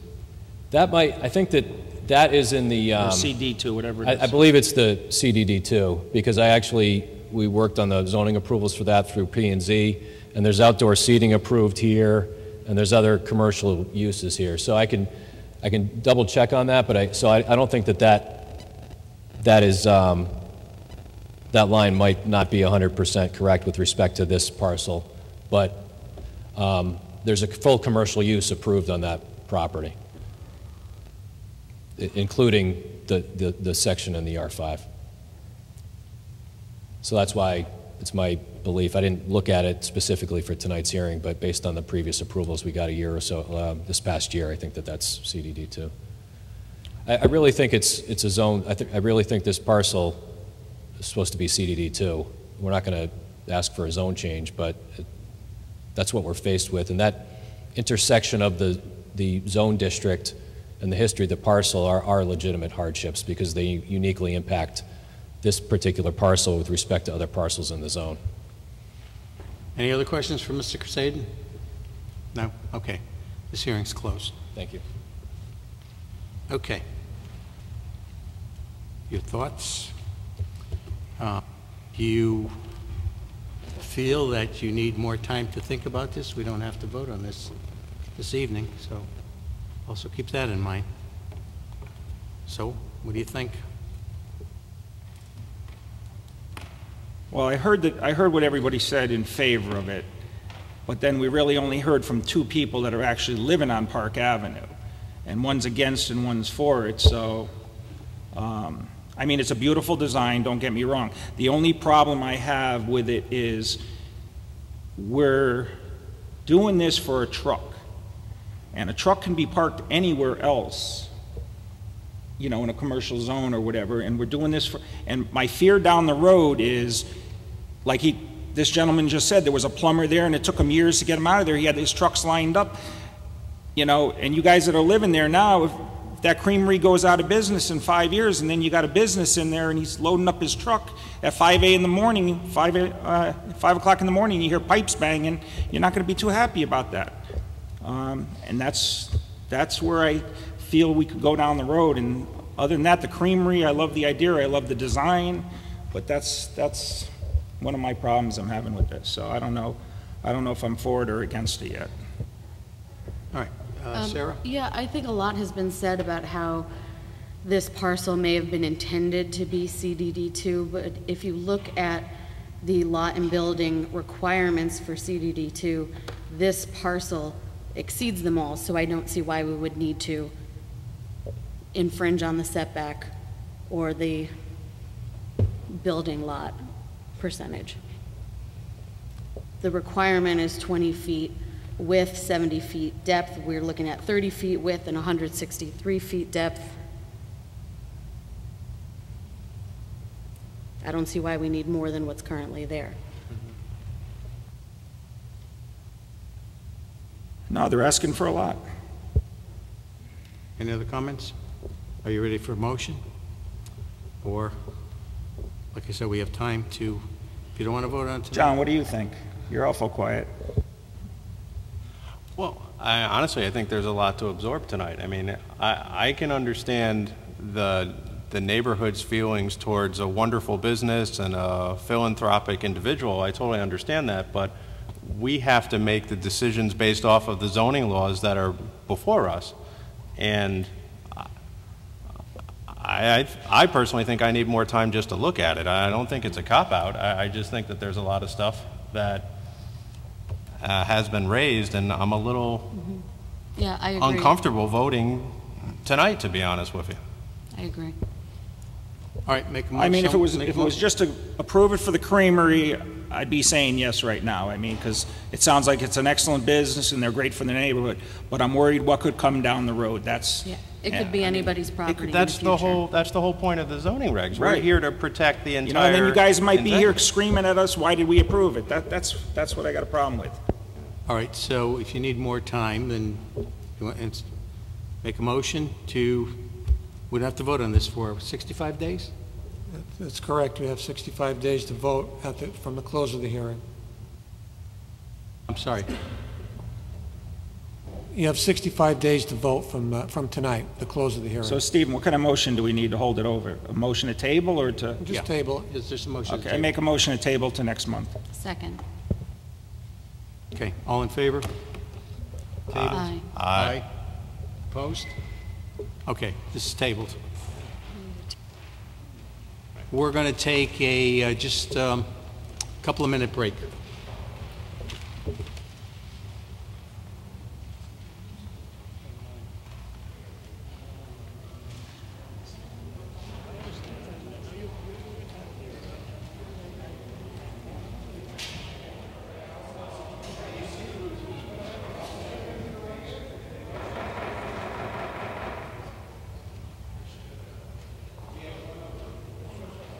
We're ready to resume. We're ready to resume.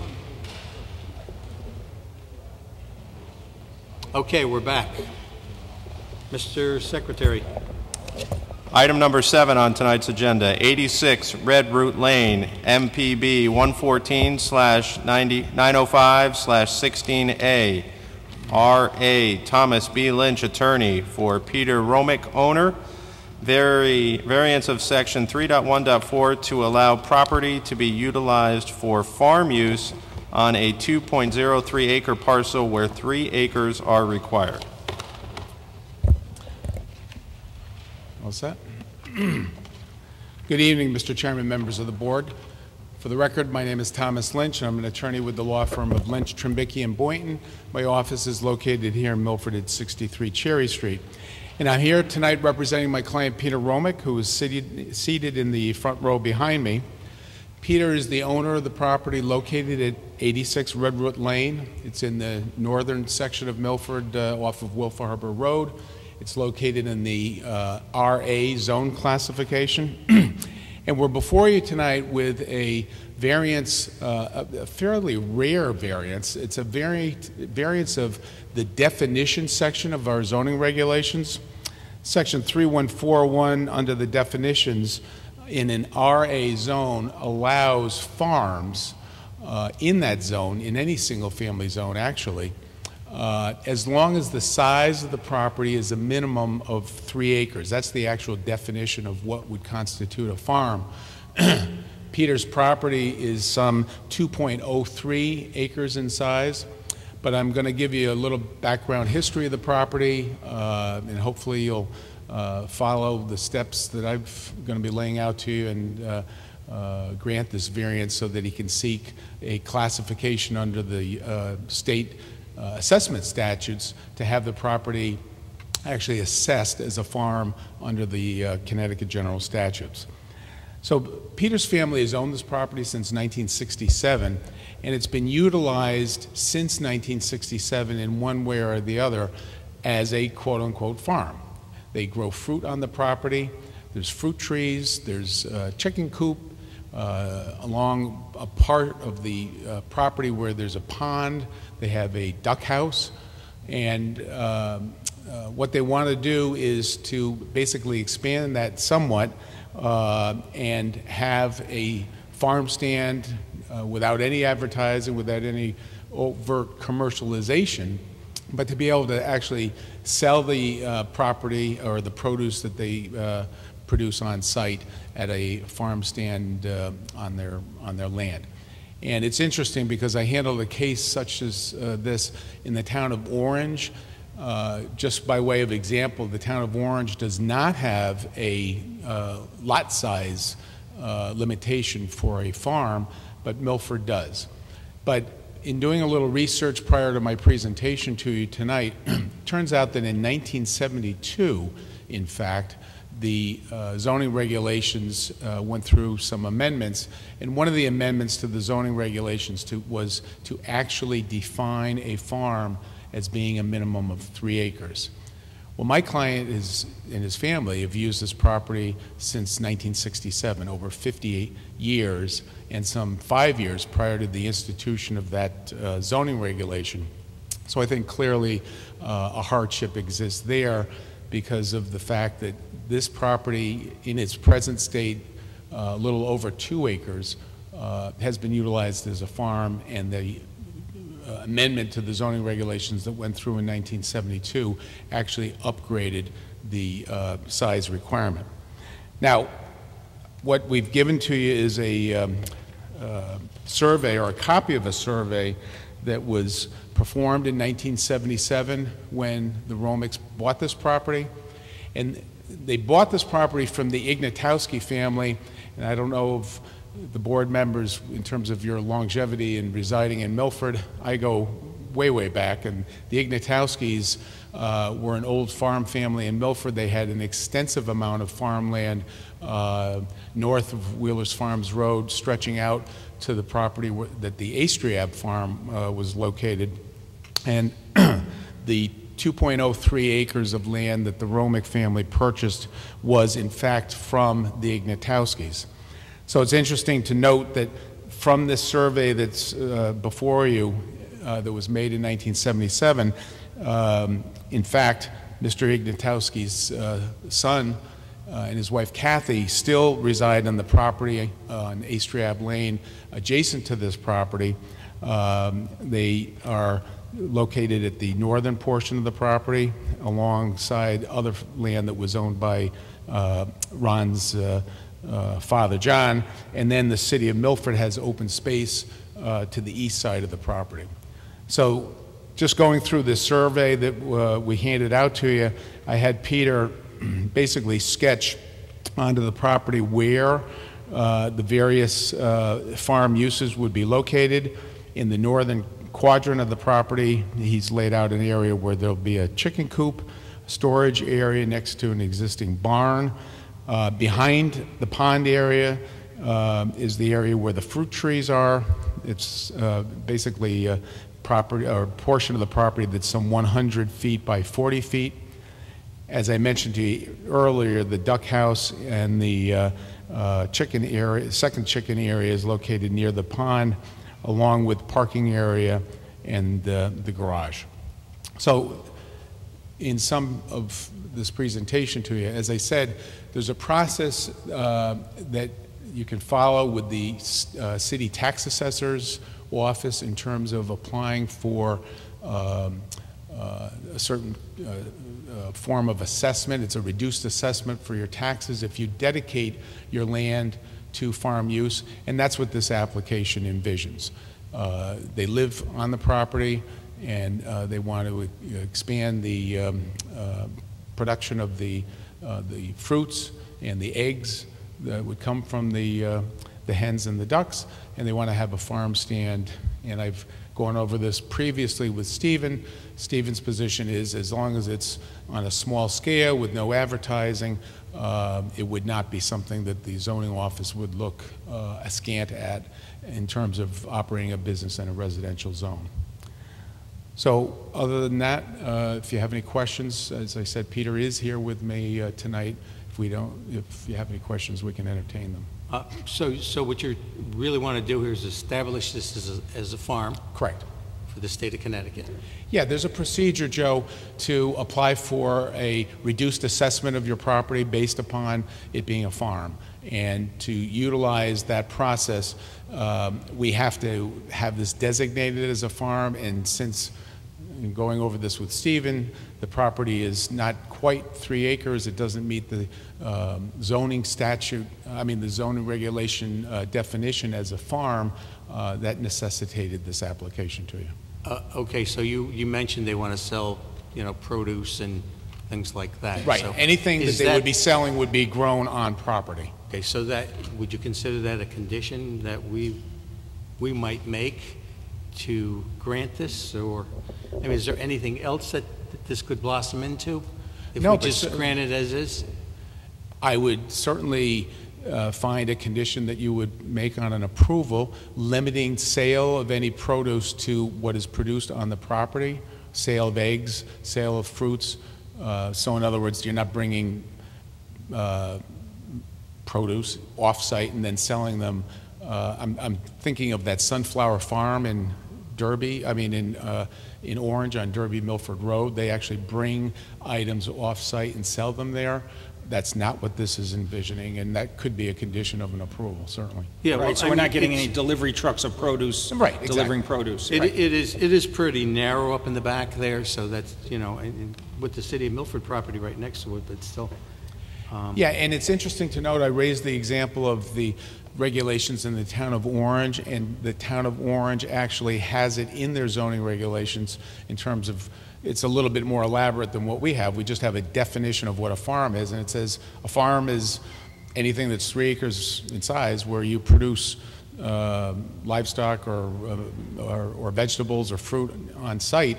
But the town of Orange actually does have a limitation to the effect that anything sold on anything produced on the property has to be sold there, and you can't bring other produce onto the property to sell. Thank you for clarifying that. Any questions? Yes. How would you define a farm as opposed to a residential unit with a garden and some chickens for eggs? You say this property has been operating as a farm for decades, but is there some sort of volume definition that defines a farm? I mean, what were the activities prior to 1972 when it asked for a 3-acre minimum?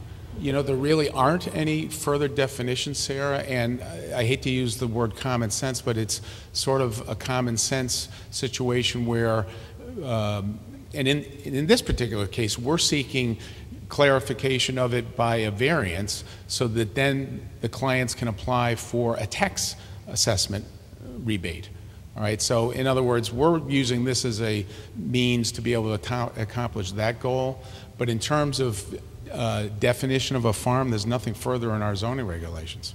Mr. Chairman, I can just read the definition of farm into the record. This is from section 11.2. Farm, a lot of 3 acres or more used for the raising of crops or pasture or both. Stock raising, dairying, poultry raising, and kindred activities are to be considered as part of and included within farming. But to go to Sarah's question, it doesn't speak about volume or what quantity or quantity of produce is produced on the property. Well, by that definition, I would assume that the acreage being really the only defining factor would imply a certain volume, and can 2.03 acres sustain the volume that 3 acres could?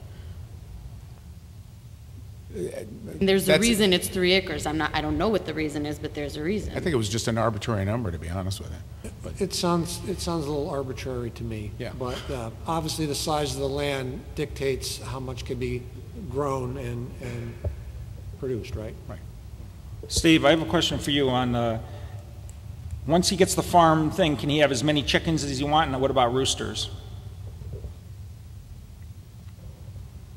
If the board approves this with certain conditions, then he can have his chickens, ducks, grow vegetables, grow fruit, whatever the land can produce. What about a rooster? Once it's a farm, is he allowed a rooster? Because that could have bothered the neighbors. Do you think there's neighbors that are close there?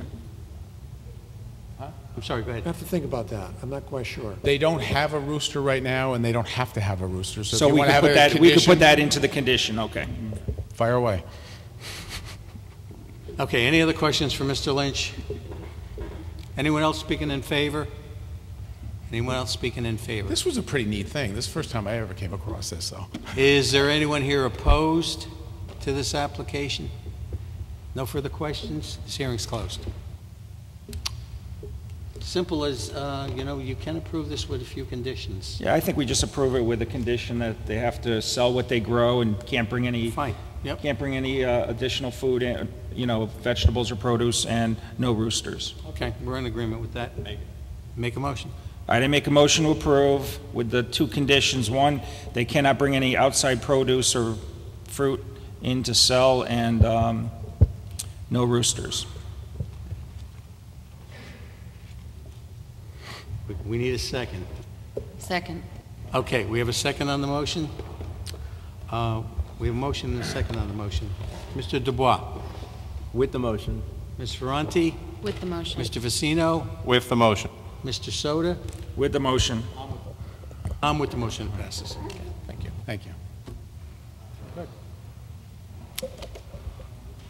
Item number 8, 14 Southern Parkway, MBP 14/21/5 in an R5 zone. Thomas B. Lynch, attorney, for Colleen Krantz, owner. Variance of section 3.1.4.1, rear yard setback to 0 where 5 is required, side yard setback to 0 where 4 is required, to allow an accessory structure to remain.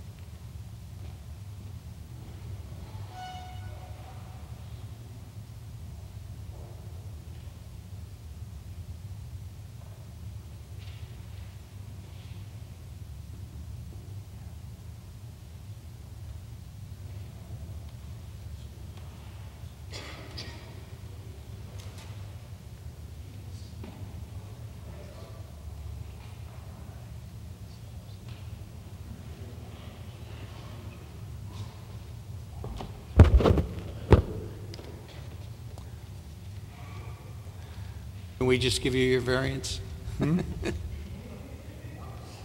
Did he give it to you? You. No, same guy? Okay. Well, I don't know. We may have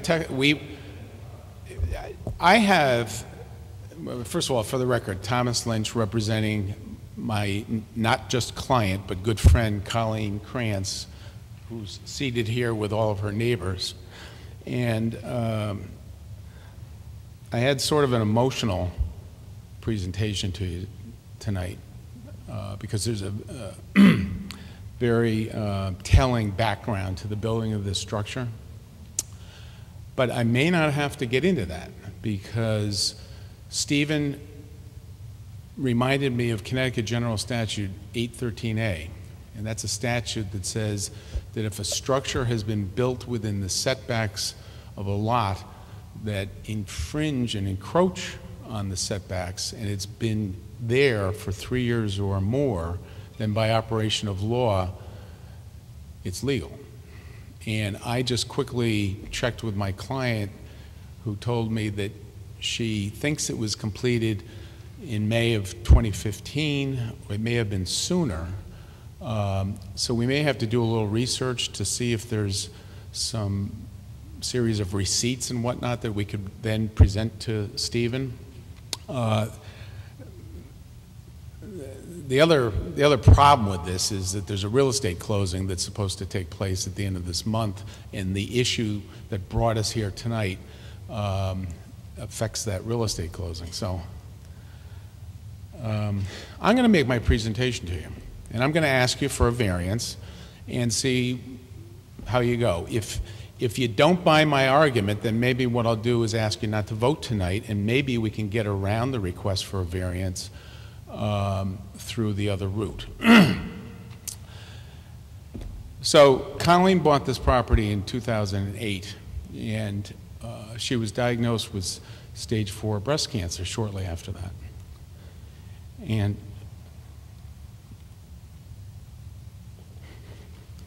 this building was built for her to have her chemotherapy treatments. And I think the pictures speak for themselves. It's like a beautiful structure that, that she hand designed herself, and her husband, who's a contractor, built it.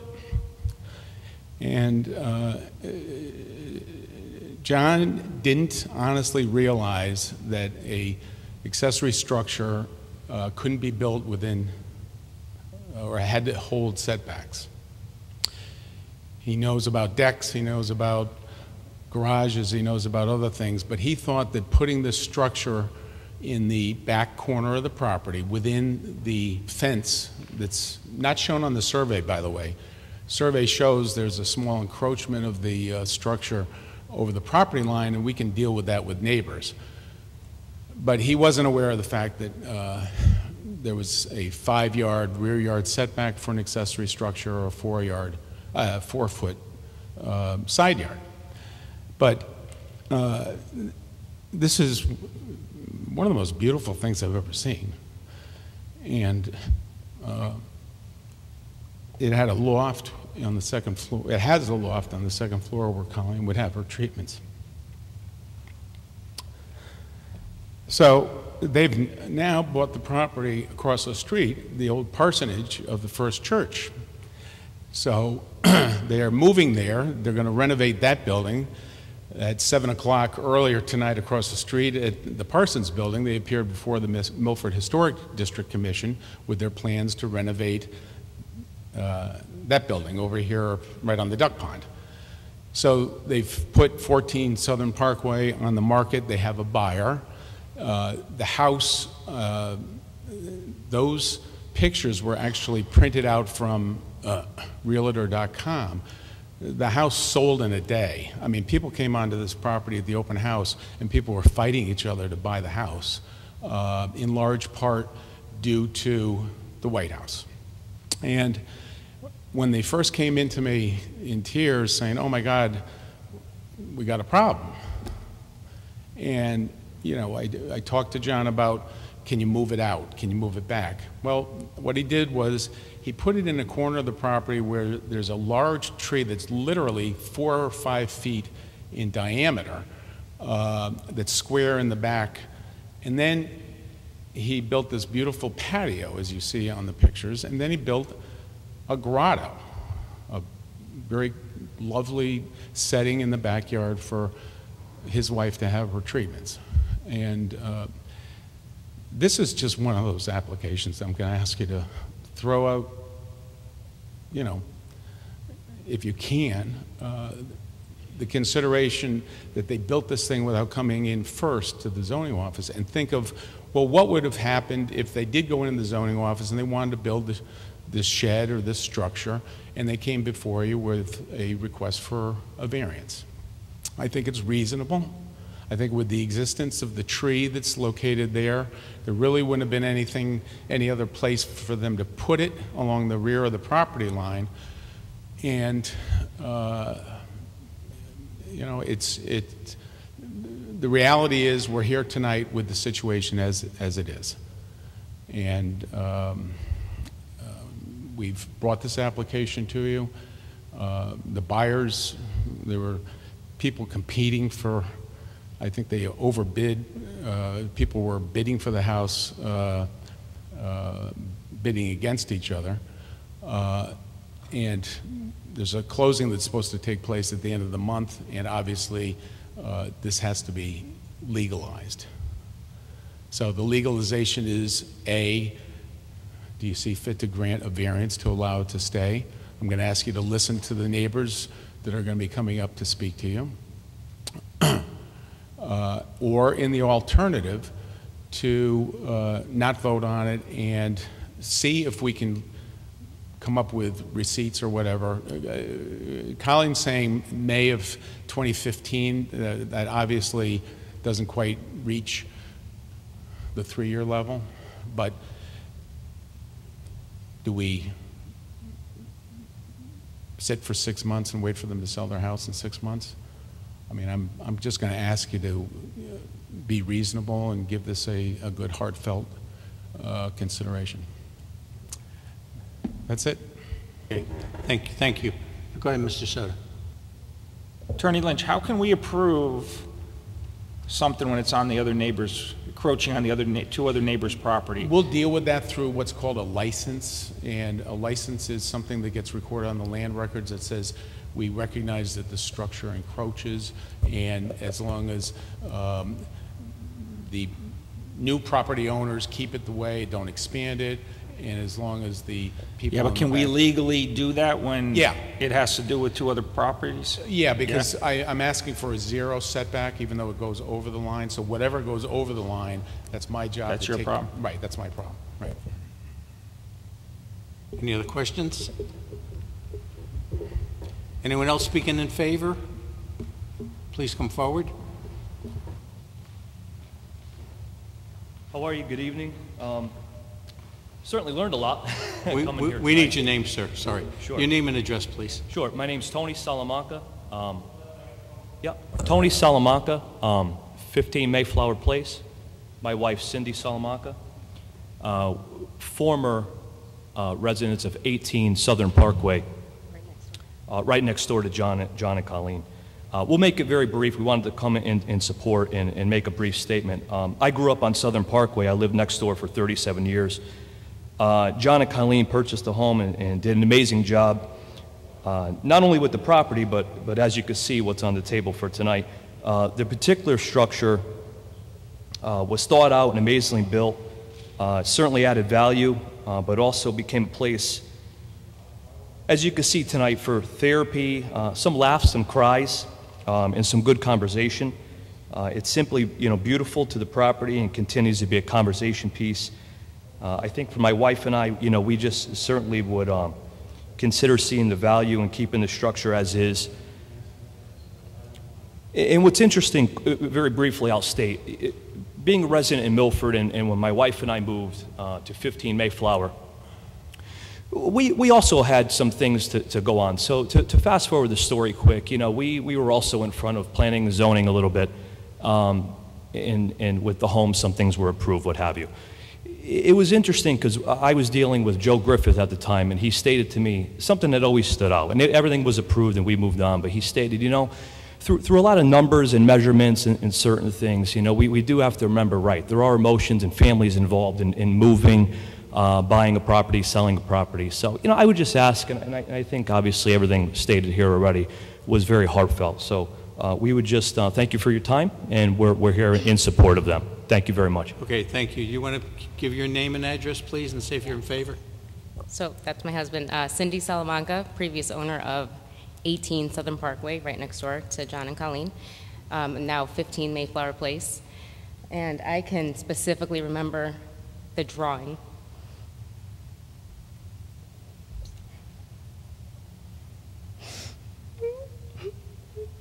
I'm sorry. And John being out there for hours, putting his heart and soul into this for his wife, who was going through a very hard time. And this was her therapy and her place to get away from it all, and something that he could give to her to make her feel better in a time that he wasn't able to make her feel better. Living next door, it's a gorgeous place. I can absolutely tell you the only reason we moved from that neighborhood was because the house was too small. And with a child and a dog and too much junk, we had to move. And we go back there all the time. And I cannot express to you the compliments and just everything that people would come over and just love that house. If I could move that house to my place, I would. There's a lot of stories with the house. We spent many times there, and they have opened it to the neighbors as well. And we still all are friends, and we hang out, and we will go there, and it's a place to congregate, and it's just a place, I'm sorry for being emotional, but it's just a place that has so much meaning to that neighborhood. And it's gorgeous. It's absolutely gorgeous. So we are in favor as keeping it as is. Thank you so much. Okay, thank you for your comments. Nicole Dorso of 76 Meadow Park Drive, a former resident of 9 Southern Parkway, which is across the street diagonally. My mom still owns the house there. She couldn't be here tonight because she's out of state, but she wanted me to just convey to you that the building is beautiful. She feels that it brings, you know, it's an asset to the neighborhood. People always comment on it, and we're just in favor of it staying as is. Thank you. Thank you. Anyone else speaking in favor? Is there anyone here opposed?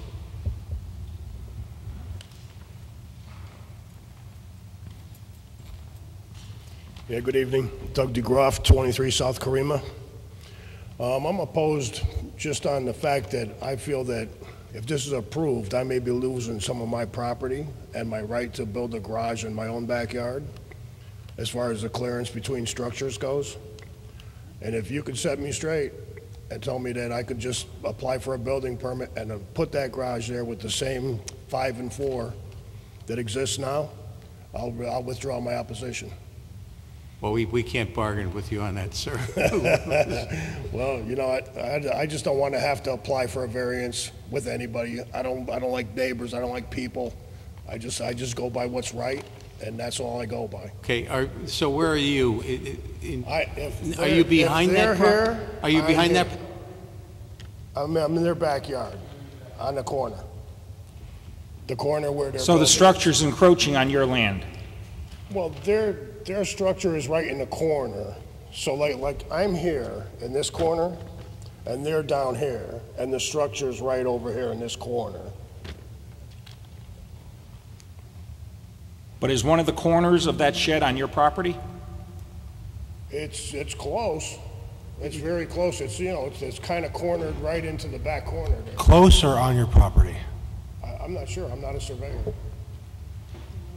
I'm just saying it's like right there. Okay. Can I show them? Show me. Yeah, sure. My house. Yeah. It's my backyard. Here's the survey of their property. Where are you? Right here. Okay. So the answer is no. The encroachment does not go on his property. Okay. Can So talk how do you into go the about, microphone? you have to get agreements with the property owners, correct? Okay. But he's over here. Okay. Right. Close is different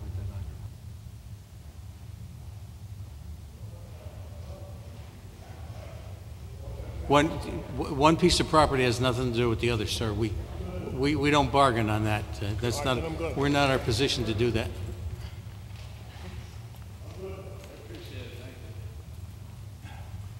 Anyone else speaking in opposition? Okay, any other questions for Attorney Lynch? Go ahead. Mr. Lynch. Attorney Lynch, what kind of foundation does this have? Is it built on pressure-treated wood? It's on footings, yeah. It's actually attached to footings? Attached to footings with concrete piles. Yep. So it can't be slid? Okay. That's the first thing we talked about. Okay.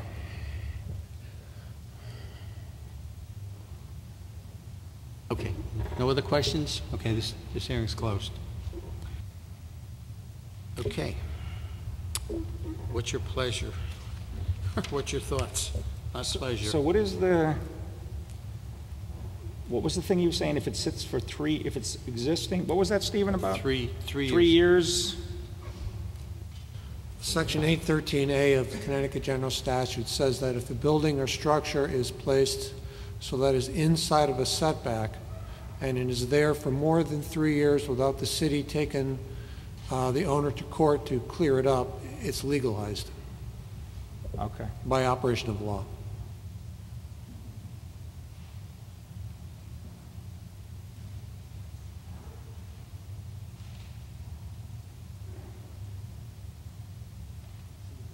Looking at this picture, I can't figure out how the stockade fence does it go around the edge of the building? Does it go around the edge of the building? The stockade fence on the back. There's a stockade fence on the property to the right at 18 Southern Parkway. That sort of meanders off to the right. There's a stockade fence at the rear of the lot that's sort of, it's not parallel to the lot line, which is typical for stockade fences. Stephen, is it 15 feet to the midspan of the gable? Yes. Okay, the only opposition we have heard here is from the corner here that does not, it's not on, exactly on the back side, it's not to the lot to the side of it. We have no other opposition. Right, and I think he actually rescinded his opposition as he left. Did he? I believe he did. Can I just supplement? I don't think the hearing is closed, correct? He did close the hearing, yeah. Okay, I have a petition too. Did he say he rescinded Yeah, it? I think he said he rescinded it. That was what I heard and what I recollect. Yeah, he said, I have no problem. He said, I'm good. As long as it didn't affect his building permit. Yeah. Okay. So your comment? Yeah. Can I make you feel better? That you may not have to vote? We have pictures. Mr. Chairman, the hearing's closed. Yeah. I can't accept any new Sorry. information. Okay, what do you want to do? Approve it? Tape? Well, did we hear from the two property owners? We didn't hear from them. We didn't hear from anyone else. So we don't know if they're opposed or not. Well, they would be here if they were opposed. Okay. We don't have any letters or anything from them? No. If we could, Attorney Lynch said he might be able to dig up some receipts about when it was completed. I'd prefer to wait for that because while I am sympathetic to and moved by the presentation, I don't like being forced into variances after the fact. Okay. Yep. So I want to make a motion to table? Motion to table. Second. We have motion to table and we have the second. All in favor? Just say aye. Aye. Aye. Any opposed? Okay, this is tabled.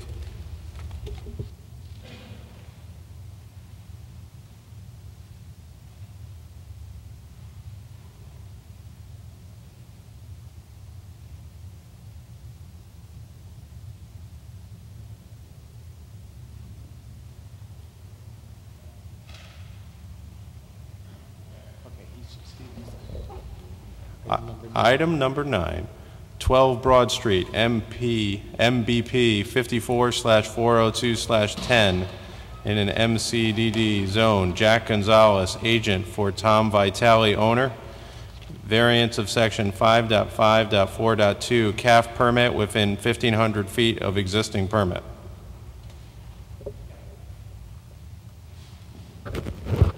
Thank you again, Mr. Chairman. Thomas Lynch, offices at 63 Cherry Street, representing Jack Goncalves. Mr. Goncalves' partner, Joe Cunha, is here with me tonight. I have a handout to give to you.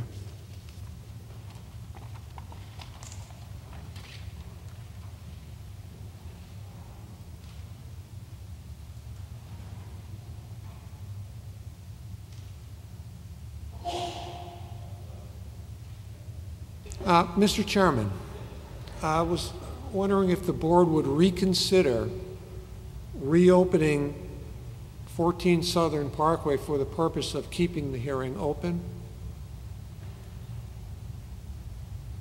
as opposed to, As opposed to as opposed to tabling it? closing the hearing and voting within 65 days. Well, we could do that. We need a motion to, You would need a motion to bring it back onto the table, and then another motion to leave it open. So even though we closed it, we can make a motion to open it? Yes, you'd have to make a motion to bring it, to reopen the hearing, and then B, make another motion to keep the hearing open. Okay. That way you could get more information if you, because it sounds like the board is looking for more information. Right. So if you reopen the hearing, then more information can be submitted. okay, who wants to make a motion to reopen the hearing? I make a motion to reopen the hearing. Second. All in favor? Aye. Aye. Any opposed? No, okay, reopen. Now you need a motion to leave the hearing open. I make a motion to leave the hearing open. Second.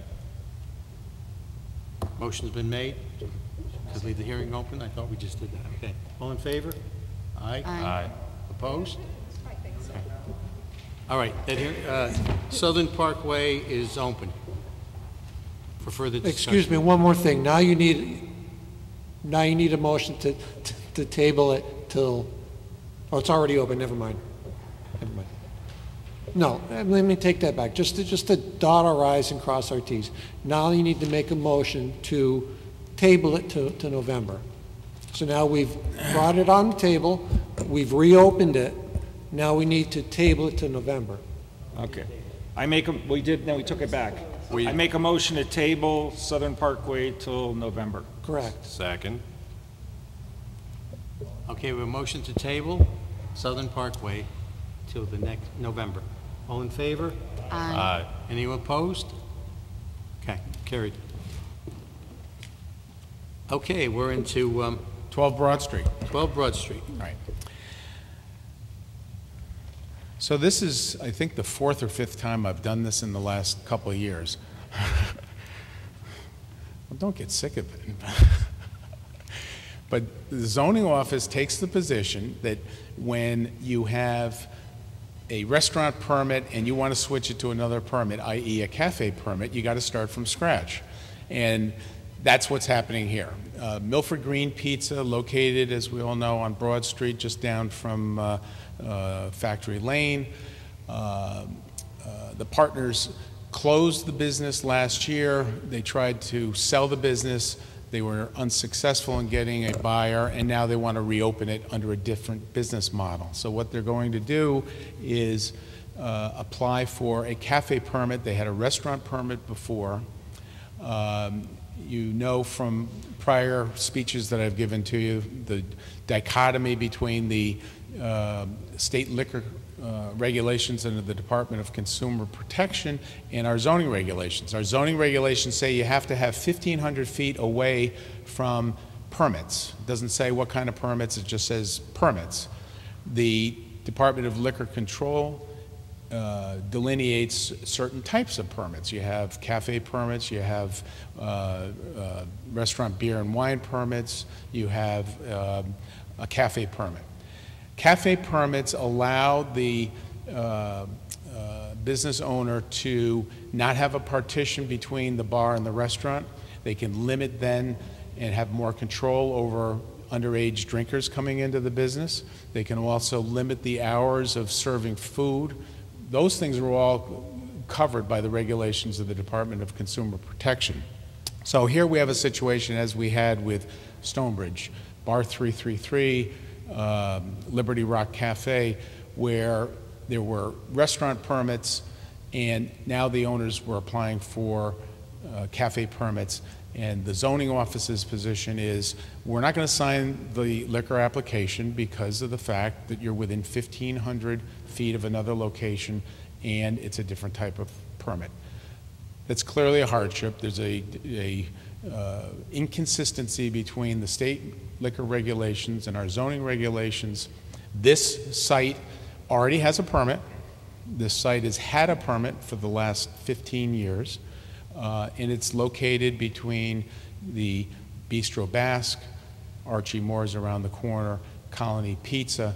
So for them to reopen and to reestablish their business, based on the model that I've given to you there, you have a handout that shows what they're going to do. If you've been in the prior restaurant, when you would walk in the front door off of Broad Street, there would be a partition and there would be a sort of a restaurant seating area, and then in the far left corner there was a bar.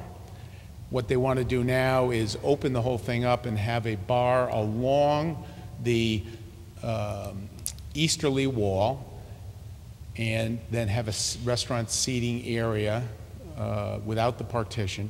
It'll be a cafe, obviously, in the remainder of the portion that was the restaurant before. The bathrooms, the kitchens, none of that is going to change. I don't know. I spoke to Joe tonight. They don't know if they're going to reopen under Milford Green Pizza or another name, but That's the request. It's to vary the location where a permit has already been for 15 years from the 1,500-foot requirement. And I'd be happy to answer any questions you may have. Any questions? None? Okay. Anyone else speaking in favor? Is there anyone here opposed? No further questions? No? Okay, this hearing's closed. Go ahead. I make a motion to approve based on the hardship. I second. Any other comments? No? Okay. We have a motion to approve. We have a second on the motion. Mr. Soda? With the motion. Mr. Vicino? With the motion. Ms. Ferranti? With the motion. Mr. Dubois? With the motion. I'm with the motion. It's approved. Thank you. Mr. Chairman, you have an item under old business that involves a zoning appeal that I settled with the appellant and with the city attorney. I know Stephen was going to comment. I don't know if you want me to stay. If you have any questions on it, I'd be happy to answer. Do you want me to read it in? I don't know. Should I? Where do you have it? This down here. Read it in? Okay. Hold on one second. Yeah. Okay. Item D under old business, 354 Woodmont Road, Units 7 and 8, MPB 91/809/6BC0 ID. Proposed stipulation in the matter of Now Entity Incorporated versus Zoning Board of Appeals of the City of Milford et al., docket number AANCV 17-602-4079S. Inca's Peruvian Restaurant Contract Purchaser / Arnold Peck, owner. Vary section 5.5.4.1 to allow restaurant liquor permit location within 1,500 feet of the existing permit location. Has this been resolved? Okay, so as you know, you granted the variance for the Inca restaurant, which is a Peruvian restaurant currently on Naugatuck. They'll be relocating. After that approval, the board was taken to court. But before it got to court, the parties came to an agreement, whereas the restaurant, Inca's restaurant, agreed that they would operate as a restaurant and not as an adult entertainment center. So all you need to do is vote on the stipulation to agree to the stipulation. Was there any other thing? Was there a bar mentioned or anything like that? Or it's just a one stipulation? No, the Peruvian restaurant was supposed to, they agreed to operate as a restaurant and not as an adult entertainment establishment. Didn't we approve them for a cafe permit? You approved the cafe permit, but it's a restaurant. The type of business is a restaurant. Okay. It was challenged. Okay. They don't want it to be an adult entertainment club. Simple as that. Well, can I interrupt? I think they're applying for a restaurant permit. Yes. They needed the variance because they're within 1,500 feet of another permit. Yes. And then in the stipulation, I think you have a copy of the stipulation. I signed it. Matt Wood signed it. Do you have that? Okay. Well, there was a further condition that they would only have a service bar. They're not going to have an actual seating bar. So they're going to have a bar where the waitresses come up and the bartender makes the drinks and take them to the table. That was one of the agreements my clients went along with. So we have a condition, and it doesn't have to go to court from this point. Yes, it does have to go to court. Under the state statutes, if the parties to a zoning appeal settle the case, then you have to file a motion with the court, and the court puts it down. You can't just withdraw a zoning case. It's one of the cases out there. Attorney Hirsch knows this better than anybody. He's a litigator. You can't withdraw a civil case involving a zoning matter without approval from the court. So do we need a motion to approve now with this new condition? That's what Matt Woods brought it to you tonight. Okay. Yep. Okay. All right. There is a stipulation on this, as mentioned. Who wants to make a motion on this? I make a motion to approve. With the stipulation as stated. Second. A motion to approve. Mr. Soda? With the motion. Mr. Vicino? With the motion. Ms. Ferranti? With the motion. Mr. Dubois? With the motion. I'm with the motion. Great. Thank you. Thank you. Okay. New business? Any new business? No? Staff update? No staff update? Okay, approval of the August 8th, 2017 hearing. Everyone read the notes and any additions or corrections? Everything okay? They looked okay to me. Okay, all in favor? Hold on, we got to finish up this meeting. All in favor? Aye. Okay. We know we have a few hearings next month. We have 2 tables. Motion to adjourn. Make a motion to adjourn. This meeting is adjourned.